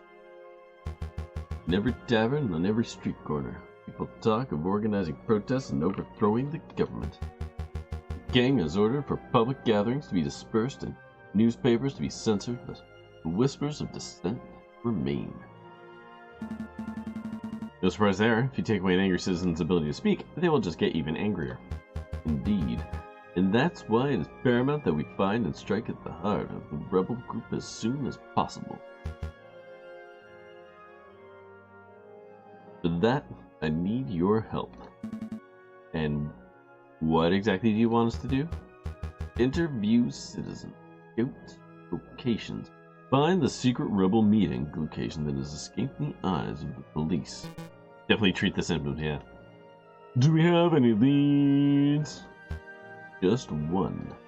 We know that the rebels are having weapons supplied to them by a crooked merchant, who is only referred to as the Croquet Monsieur. Okay, what is croquet? Croquet again.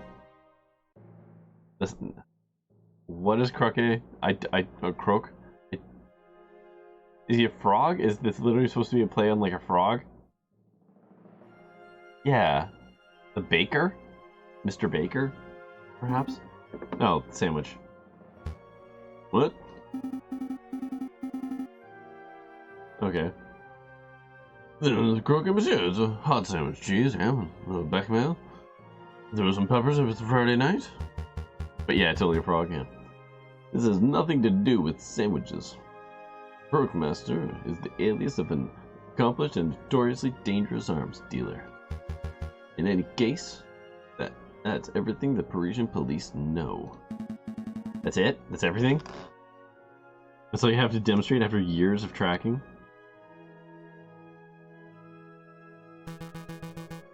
Naturally, as a public prosecutor, it is my duty to help the police with their investigative work. Croquemaster, yeah.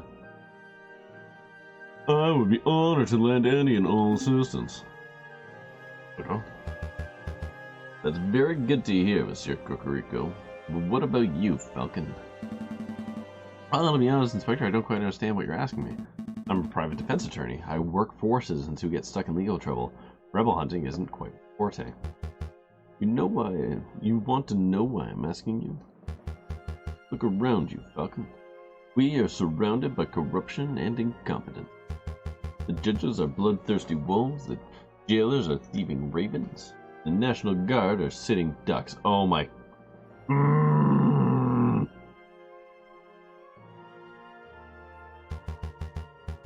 Look at the slackers and the dullers who supposedly protect and serve this country. Nobody cares about justice anymore. You saw my shameful display at the previous trials. Those are the results I produce with imbeciles to assist me. You three, you care. Falcon, I saw you defending King Cataline and Prince Juan. I heard of your escapades around the city, frantically collecting evidence and interviewing witnesses. Frankly, you did more investigative work over the last month than I've seen any policeman do in a year. Not including myself, of course. But about Dame Cataline? It doesn't matter. With a passion and conviction, you aren't a total bird brain. By my book, that makes you a fantastic investigator, even if that is not your job description.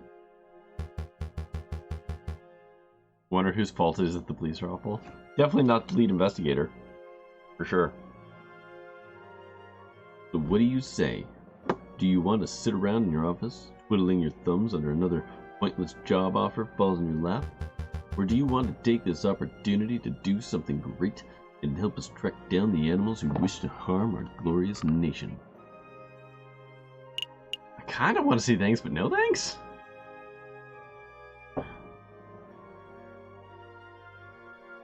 Like, take a leap? Yeah, you know what? No. I don't think so. Sorry, Inspector. Come now, Falcon. Let's not make hasty decisions. What would it take for me to change your mind? No, I'm sticking. Nothing to convince me. I appreciate the offer, Inspector, but my mind is made up. That is unfortunate. Well then, I shan't keep you any longer. Let's see how this goes. Thank you for understanding. Come along, Spurson. We have business to attend to at the office. You do? Oh, right, we do. Good day, Falcon. Good day, Inspector. Hey, servant. Falcon always was a little pig-headed. Maybe he feels put off by working with those roosters of justice. Oh, you're a rooster. Okay. Or maybe, dare I say, he feels sympathetic to the rebel cause. In any case, I should probably start my investigation into the croque monsieur. Not so fast, Monsieur Cocorico. There's something else we need to discuss.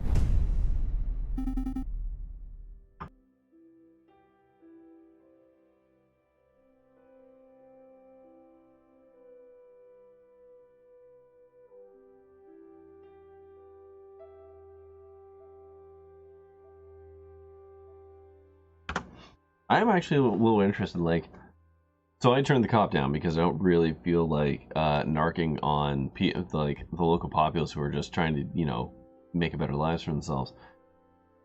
But I wonder if I had leaned into it, if Sparrowson would have instead been like, I wonder, are there two actual distinct tracks here, or is it like just 1. And I'm led to it kind of in either direction. Oh.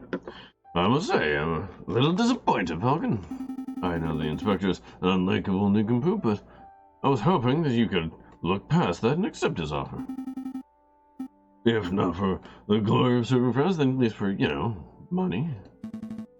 I think you misunderstand, Sparrowson. We aren't going to be sitting around here twiddling our thumbs. But we don't have a case.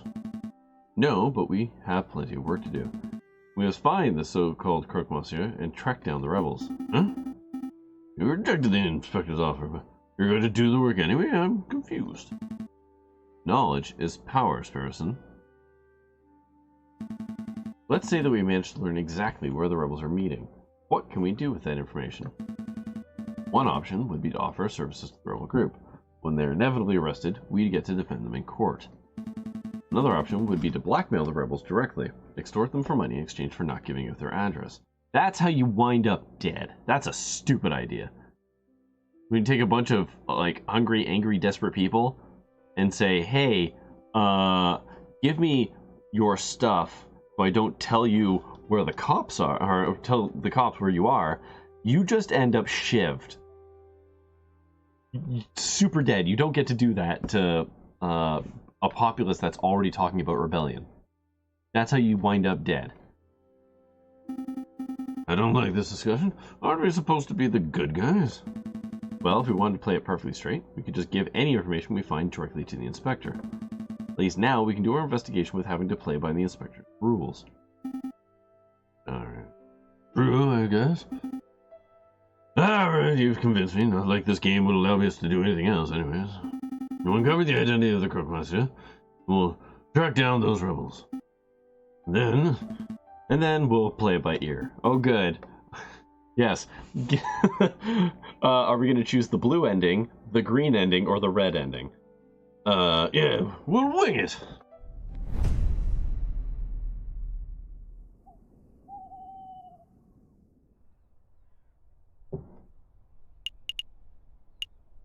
So many things. Let's go synthesis. Ugh, the lamest of the options. Take a hard stand, Shepard. Oh, there's so many places to visit. Good lord.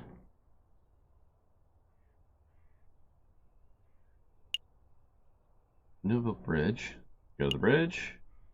Hospital. We have to pay that dude's bill back, right? Louvre. Library. Port. Don't need to go there. Caucus Emporium. Why would we go there? So, I feel like we're going to have to spend time in the bar. They're not unique scenes. These ones? No, they just got clocks beside them. They'll take a day to do. How do you know that they're unique? What makes them, how can you tell? I skipped them last time. No, I just think it's because I got a big ass wedding. You know what? Fine. Go to the hospital. They explained this before, yeah, but I thought it had a little exclamation point or something. There is person. Go ahead, say what you need to say. Excuse me, Dr. Flores. Oh, how did this guy's voice go? I already did it once. I just wanted to thank you for, giving me an antidote and, I just wanted to thank you for, giving me an antidote and, making me well and stuff. What was this guy? Kind of the 20s thing, right? No trouble at all. Embarrassing, wasn't it? Of course, there's the small matter of the debt. Right. Let's see. 1 hospital bed, 1 dose of specialized antidote, expert medical care from the attending physician. Yes, right off. Total comes to 500 francs.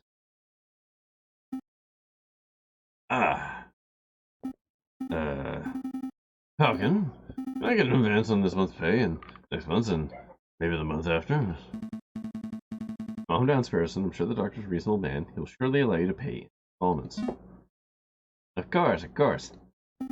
Oh, thank goodness. My current wages, I should be able to fully pay off the debt by the 20th century. Hey, isn't that bad? Anna, there's no need for quibbling. I have a suggestion. You messieurs are lawyers, yes? If you do some pro bono work for me, I may be able to knock the bill down a little. Maybe to say 100 francs. Still can't afford that, champ. Literally still cannot afford that. Oops. Debt collection. Great. Cool. Actually sounds quite fun. It'll be a nice change from this quick question nonsense, which you're not supposed to be fucking talking about, bud. Yes, give us the details, Doctor. There's a man I traded for a small injury a couple of years ago. He's been evading my attempts at collecting on his bill ever since. I wouldn't normally pursue medical bills so aggressively, but I know the man is a successful inventor. He can easily afford to front the bill. Now we're shaking people down, yeah.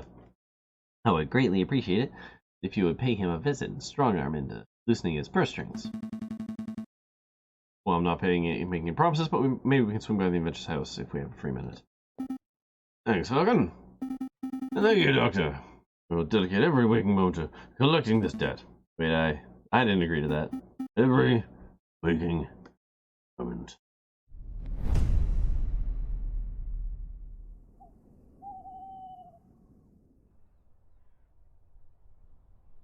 Alright, fine.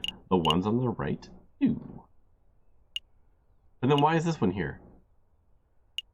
So, okay, here's the workshop.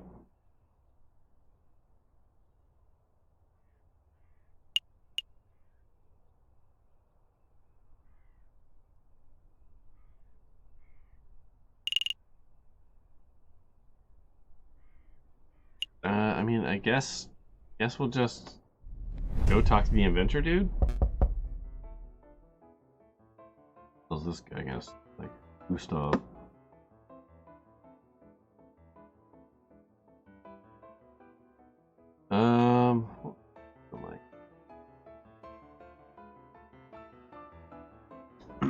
Come in. Are you Monsieur Gustav Trouve? I am, and you are.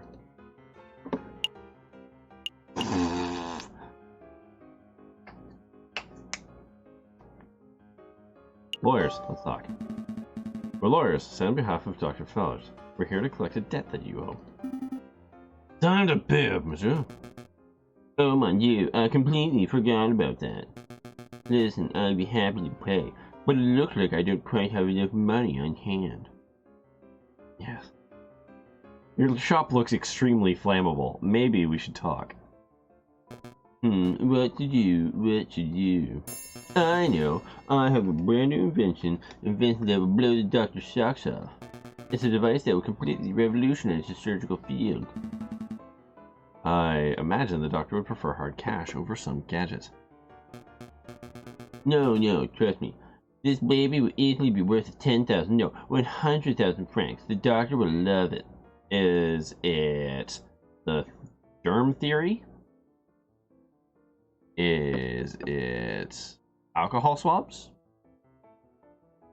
Is it a scalpel? Yeah. Is it any kind of pain management regime?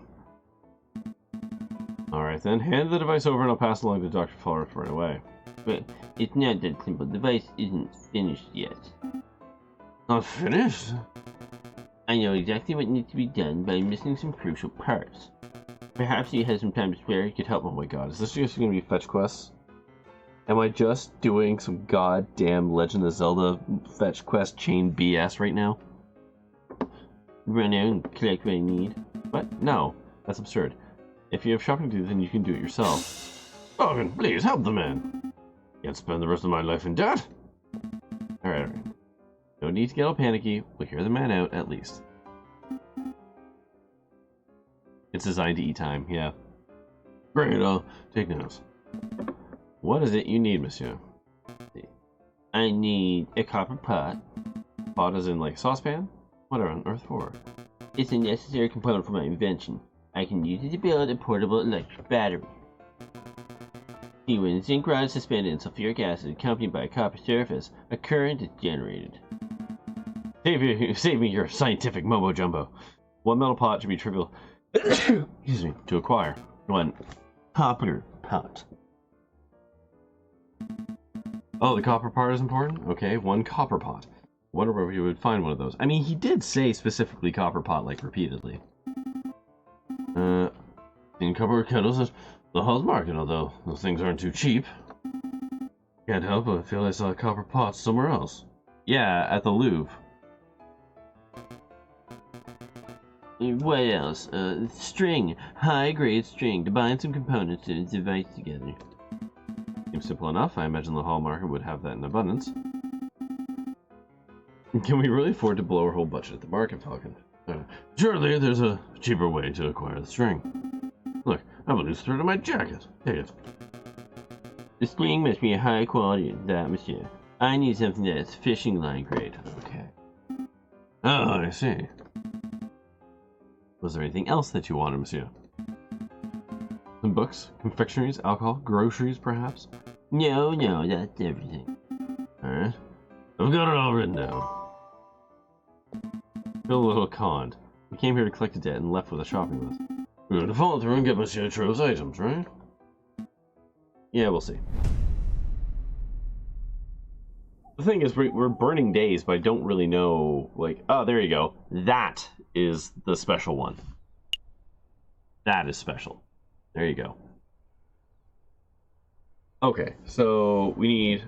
If we're going to do that, we will need the copper pot, and we will need the string. I know we could steal a copper pot from the Louvre. That's a wild thing to do, but we could do that. We could get the string from the fisherman on the bridge. Unless there's another place for a copper pot. We only have $89. The odds of us winning money on the gambler on like blackjack are not great. Yeah, let's do this special event. The non-fisherman, yeah. What a view! You can see the July column so clearly from up here. Ah, Cocorico. You're already here. You have news about the croquet monsieur, or is this about the other matter? Here you go, as requested the full register of those who enter Paris Law School and the full list of graduates. Uh-oh. Uh-oh. Very good. Let's take a look. Now, could you please tell me what this is about, Inspector? What exactly are you looking for? Look at this list of... Yeah. We might be dead named, or we might be found out as like, yeah, you never graduated, you're not a lawyer. Look at this list of graduates. Do you see any names you recognize? Well, I see my own, the class of 1837, and I see that moronic prosecutor, Rupert Rabington, in the class of 1846. Oh, and there's J.J. Falcon's name in the class of 1832. Very good. Now take a look at this register page from 1829. Did you see anything amiss? Well, I don't see JJ's name, but I don't quite know what that implies, Inspector. The explanation is simple. J.J. Falcon changed his name sometime between 1829 and 1832, right around the time of the July Revolution. Oh my God, we're gonna be put on trial. And why would he do that? Why indeed?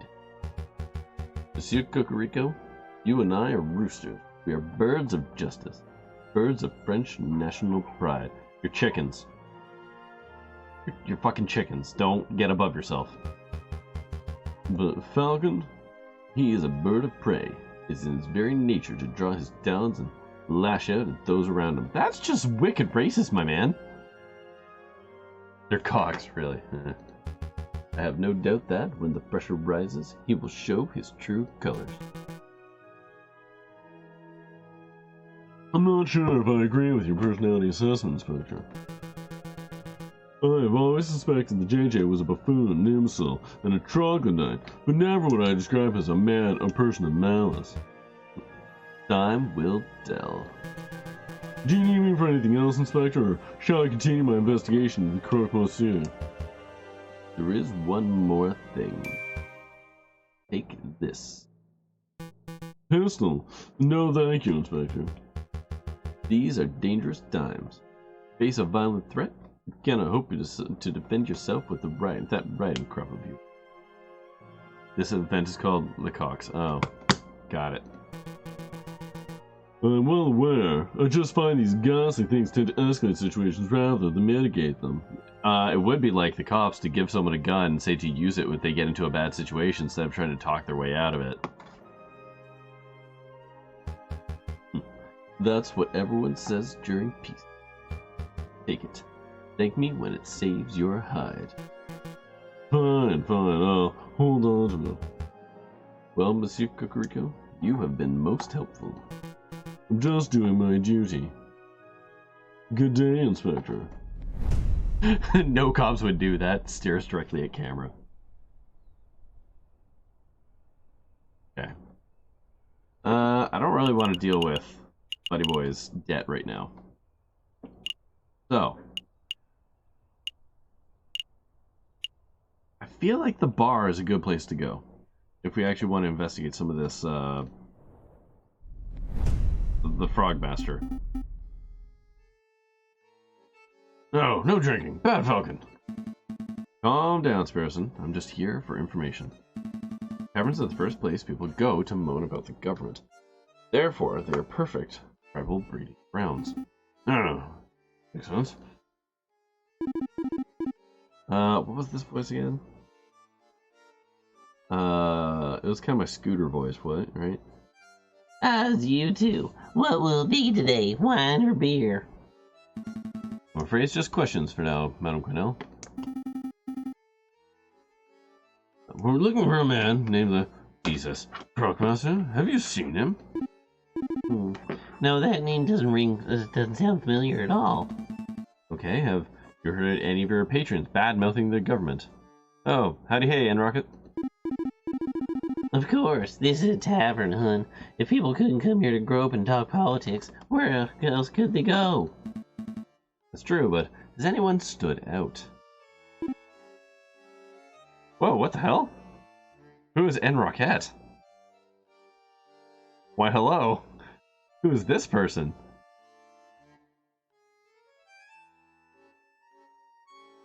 Huh. Okay.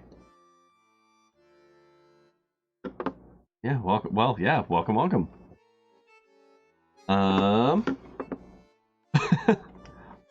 Okay, sure. Well, just between you and me, the pair drinking the drinking floor have been acting very shifty. Now, I'm not saying they aren't rebels, but they are doing far too much talking and not enough drinking, if you know what I mean. I think I do. Thank you, madame. Let's see, where to go? I'm gonna try and do this without gambling, because there's absolutely no goddamn way that I'm gonna be able to actually gamble successfully. Though I am curious, does this game have achievements? It doesn't. Good. It's for the best, because I probably would have whiffed on, like, all of them. To the drinking room. Oh, God, I forgot about these guys. I don't even remember what their voices were. I didn't study these ones, because, like, I just didn't wanna. I wasn't expecting to come back here and have these two. So, Piero was kind of, like, Mexican, I think? And that's when Mademoiselle told me to put the order in. No idea where she's going to keep them, though. This guy... Was the pirate impaired Irish? Oh, right, yeah, but he's supposed to be Mexican because of his name. I was just doing Irish because I didn't want to do that. Yeah. The hunting dog, which should have the most English-ass voice ever. I just decided to give my Clint Eastwoody kind of thing.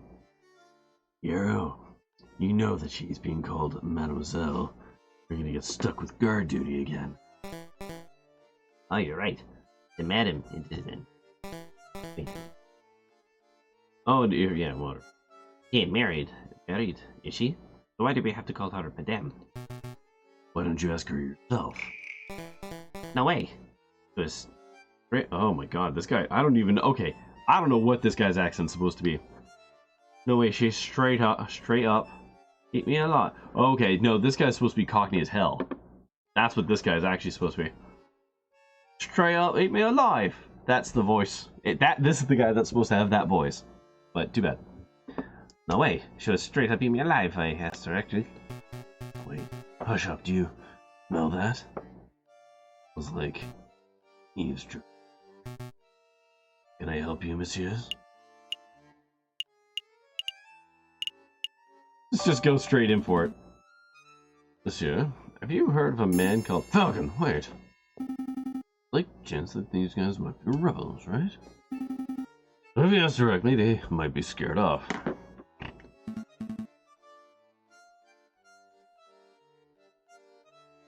I'm gonna be honest, there wasn't really much option here that wasn't wicked obvious. Like, you know about this person, or what were you talking about? They're both gonna be like, piss off, both of you. But, nope, not that one. There we go. Good point. I'll try to keep it subtle. Where do you get this one? I love how that's still an option. Where'd you get that rifle? Yeah, I see you're carrying a rifle. Evidently. Who manufactured it? Good question. See, most hunters around here are carrying old French charlevets, but this beauty is something special. I wish I had safe states. Yeah. It's American, from the Springfield Armory, a Model 1812, cushion lock firing mechanism. An American musket, you say? That's certainly quite special. Must have been hard to procure. True that you can't buy guns of this quality from standard street sellers, but you know the right people. Please, go on. Okay, listen. You didn't hear from me, but meet the crook, monsieur. Actually, it'd be foolish to explain to me that for me to explain this in public. It'd be much easier for you to just take this. The Book of Judges. What is this? Some sort of law book? The book's subject is not important, just take it.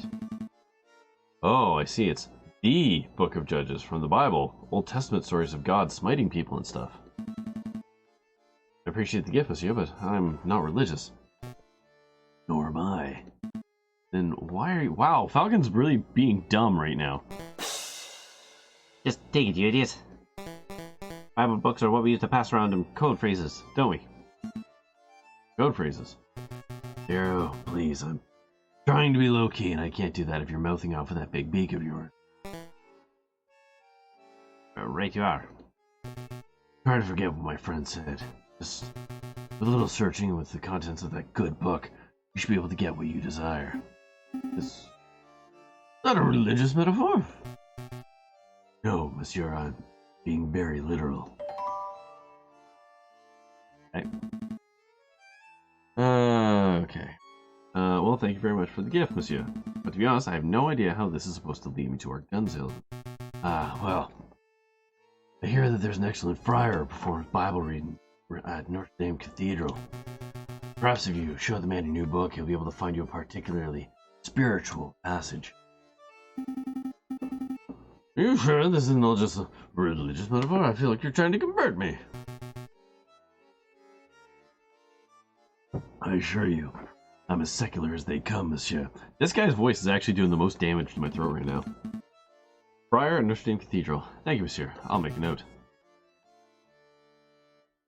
This is an extremely dumb conversation. Something else you wanted? What were you talking about? What were you two talking about before we rudely interrupted? I'd like to include you in our conversation, but to be perfectly honest, I don't think that's any of your business. You're right. I suppose it isn't our business. I apologize for asking. The other one will be way too ding-danged obvious. Alright. No, I'm done. Cool. Thank you for your assistance. Nothing. Get out of here already. You seem like decent fellows. You shouldn't get involved in this rebellion business. Do whatever you need to do with Crook, monsieur, and get out of Paris. That's what a smart person would do. I appreciate the advice. Alright, do we want to gamble? Should I at least try? Because, yeah, screw it. Fine. We didn't burn time.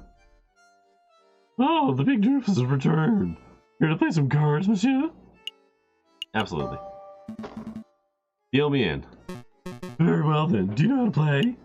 Yeah, it's 21. I've been playing for years. Right. Don't get coffee, Falcon. Very good. I shall be the dealer. We'll bet 5 francs per game. Here we go. Why is this a mini game in this? This 11? Oh, 13. I can't math. 13. 16.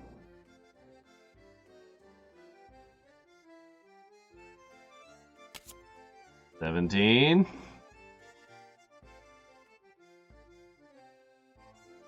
I don't know.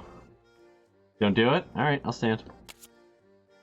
This is, you're gambling on my behalf, like, I'm a proxy for you now, Pokemon Freak.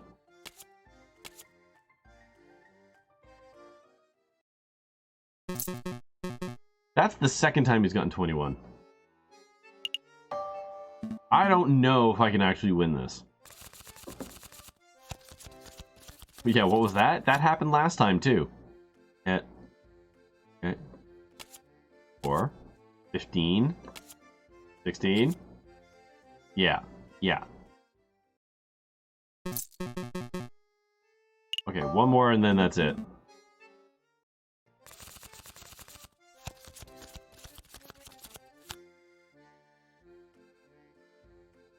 Hit.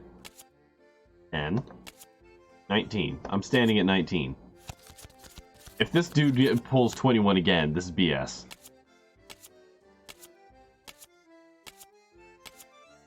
Oh, look at that! I can actually win. 79 franc.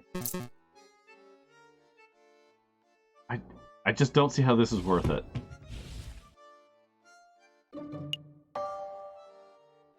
No. I'm not doing that again.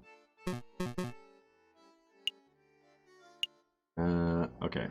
It is 11:30. One more event, I think, is what we'll do.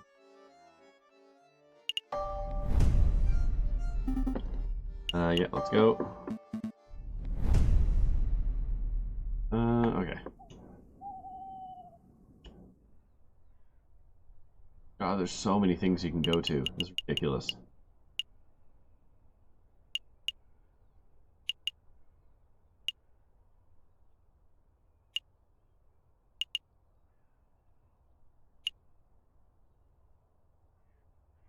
Why can you go to their house?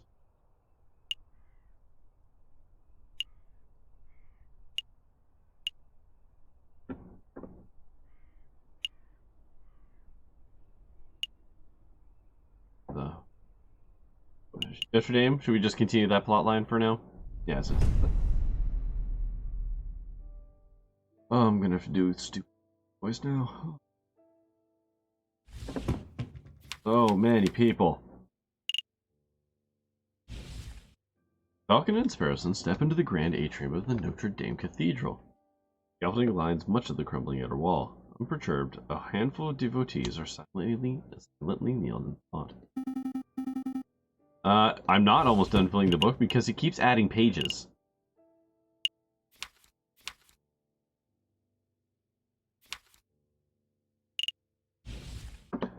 Here for a little prayer, Miss Person, or Falcon. I had no idea you were the religious type. Don't be silly, Falcon. I'm following up on Fontaine's lead. Must find our mystery friar. You think it's that hunched over fellow over there? I bet it's him. He looks super suspicious. Could be. Let's show some tact. Yep. You know what tact is, Sparrowson?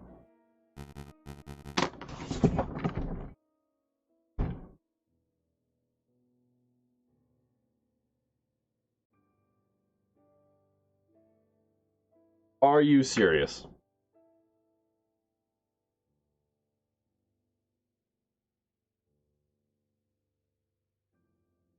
I would like to point out his name is Remus, so that whole Remus Romulus thing.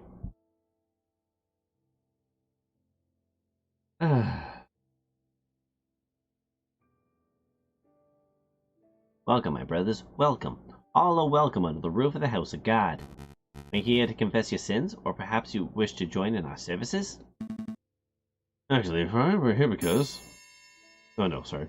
Falcon? That friar looks Eerily familiar. Yep. Now that you mention it, he does look like the guy who delivers our post, doesn't he? No, that's not what I meant. And how does he look anything like a postman? Am I going mad? Your friend appears to be upset. Don't mind him. He's just in a huff because he thinks you look like the judge, this judge we once met. Judge Romulus, I get that all the time. I'm his twin brother, you see. Oh, good. I'm not going mad. Friar, would you say that you had a good relationship with Romulus? We were close, but as you may have heard, he got in trouble with the law recently. I haven't seen him in weeks. Yeah. I see, I didn't mean to pry. No trouble, but tell me, why are you here, my brothers? Oh, right. Well, we have a couple of questions. Friar, we have something that we'd like to show you. Shopping list. Did you take a look at this? We heard that you could give special passage readings. Ah, I see. You have your own copy of the Book of Judges. I think you will find chapter 15, verse 2 to be particularly enlightening. Let's see. Chapter 15, verse 2. This chapter follows the journey of Samson, the heroic judge with the... What? He wasn't a judge. Heroic judge with divine strength. In this part of the scripture, Samson is confronted by the men who are angered by Samson's notion of justice. Please, could you read the passage? Okay. 28,000 men of Judah went to the top of the rock of Edom. They said to Samson, Knowest thou that the Philistines are rulers over us? What is that thou hast done unto us? And Samson said unto them, As they did unto me, so I have done unto them. As they did unto me, so I have done unto them. Beautiful sentence. Wouldn't you agree? Sure. What a beautiful summation of justice. You understand the passage. That's delightful to hear. Yeah. Sorry. If I had said it was barbaric, he would have just sent me on my way. Because the whole thing is like, if the noble tree are going to harm us, then we then shall harm them. So, in order to play the part here, yeah. Yeah, Samson was a great judge. Not a judge of today who sits on a high chair and files endless paperwork, but an old judge, a holy judge, a shofet. Oh, shofet? Shofets were admired and feared. They made their own judgments and dispensed their own punishments. Oh, so they were Judge Dredd. I'm starting to ramble, aren't I? Okay, let's get back to the point. The key word of the day is Edom. That's the name of the cave where Samson hid, the Rock of Edom. Edom, got it. I'll make a note.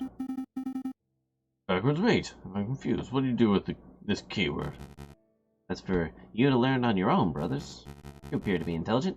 I'm sure that if you put your faith in the right people, you can uncover the truth. We'll see what we can do. Nope. We'll see what we can do. Is there anything else I can help you with today? Perhaps you wish to make a confession. May as well ask about the scaffolding. Some sort of construction work? That's right. A little repair, a little renovation. No secret that the cathedral has seen better days.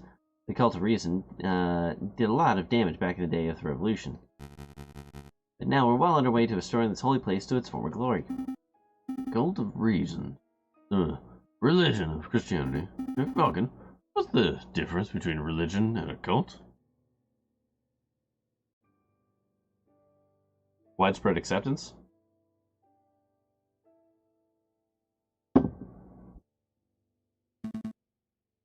Don't be rude, fast person. Don't worry, my brother. I understand how it is. To a young person, all ideologies look like gobbledygook in different packaging, don't they? Pretty much. Then maybe you'll come to learn the differences as you grow up.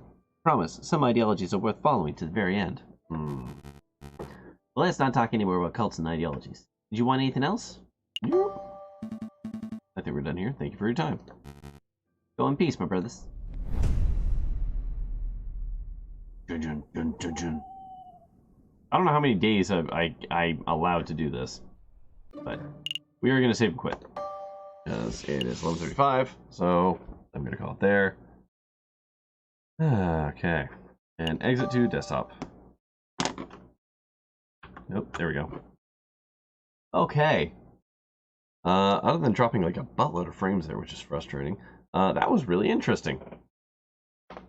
Yeah, I wonder where all this is going. Yeah, I have no idea. No idea at all. I mean, we're going to be put on trial because we're going to be accused of being the Vermilion killer or assassin or whatever. That part's pretty obvious. We're going to have to defend ourselves in court.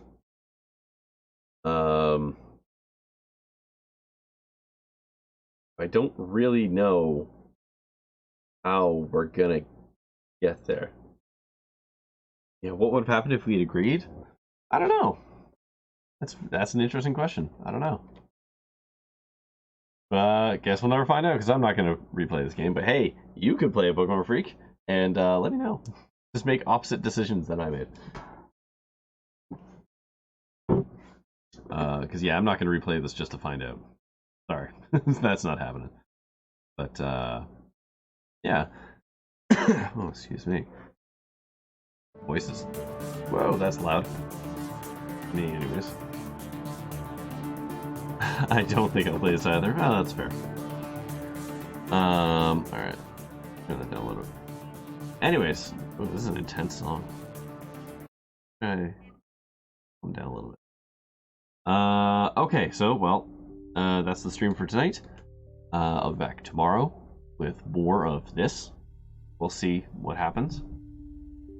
You have a new game suggestion for after this? No, you can tell me now. That's fine. I don't care. But yes, we'll be back with more of Aviary Attorney tomorrow. I don't actually know how long this game is. I saw someone beat it in like 8 hours or something like that, but like, I don't know how many cases I have. This feels like I don't feel like there's gonna be like a 4th or 5th act. Like, this feels like it's just a 3 murder by numbers. Ooh, with Picross. What? Hold on, what?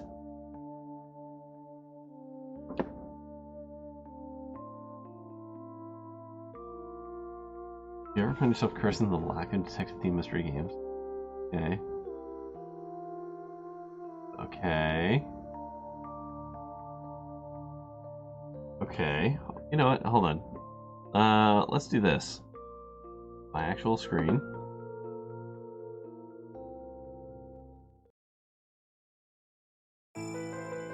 Oh no, it's the full screen's stupid. Okay, we're gonna have to do it like this. That sucks. Okay, those noises are some ridiculously Phoneix Wrightly sounds.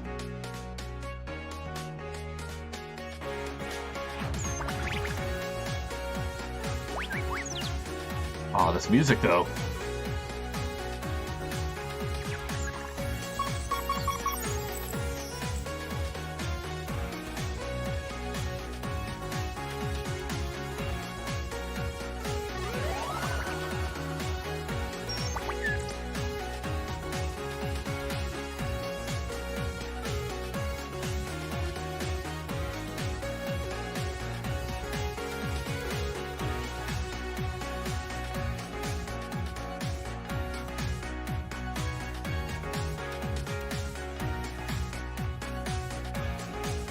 This game is anime as hell.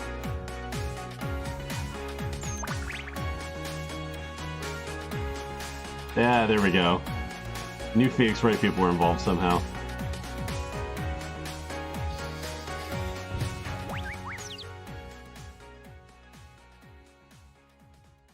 Okay, that sure was something, huh? Wow, okay. Okay. That was something. Let's just have a real quick gander at that, see where that is. Murder by Numbers. That's such a good name, though, I gotta say. God, that's a really good name for a game.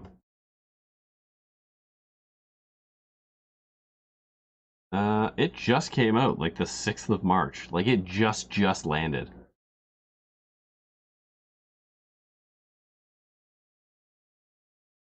Throw that on the wish list just for now. Heard about on waypoints. Ah, okay. Oof, it's like $16 right now. I don't know. I just bought Journey to the Savage Planet. I don't know if I can afford to buy another game right this now. Waypoint podcast, whose name I'm blanking on. I don't listen to it, but I know what it is. It's the one with Patrick Klepek and what's his face, and the one's not on anymore. She went to work at somewhere else. I can't remember. But Waypoint Radio, yes. It's interesting. I do love Picross. I do love detective games. I do love.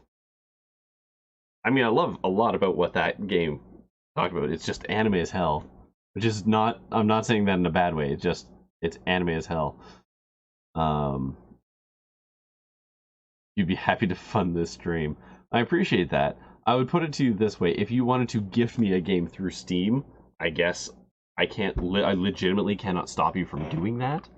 But don't really want to go taking people's money. Well, I mean, unless I were to actually get to an affiliate level, and then have subscribers and or bits or whatever, and then in that case, yeah, the idea is that money would effectively just get poured back into the stream, so I can get better equipment and games and stuff like that. Yeah. But, either way, this is definitely on my wish list now. I put it on there. It's definitely a fun game. I like it. Or fun looking game. God, I hope it's actually fun. What a bummer that would be to play it and just be like, oh no, this is terrible. Oh jeez. Well, that was fast. Okay. Oh, hey, guess what? I can actually decline a gift, interestingly. I shan't. Thank you, Pokemon Freak. I guess we'll line this up after Aviary Attorney. I can at least do you that one. Since you're giving it to me. The least I can do. Come on. It's taking its sweet time to actually add itself to my library. Don't know why. But in any case, it is 11:43. I need to get to bed. Thank you for tuning in for whatever this mess of a game Aviary Attorney's plot is. I have no idea what's happening. Weird. Close the window. Go back into Steam. Anyways, thank you for joining in, and yeah, we'll be back tomorrow with more Aviary Attorneys, and then back to Savage Planet. Returning to Savage Planet on Wednesday. And thanks. Yep. See you tomorrow.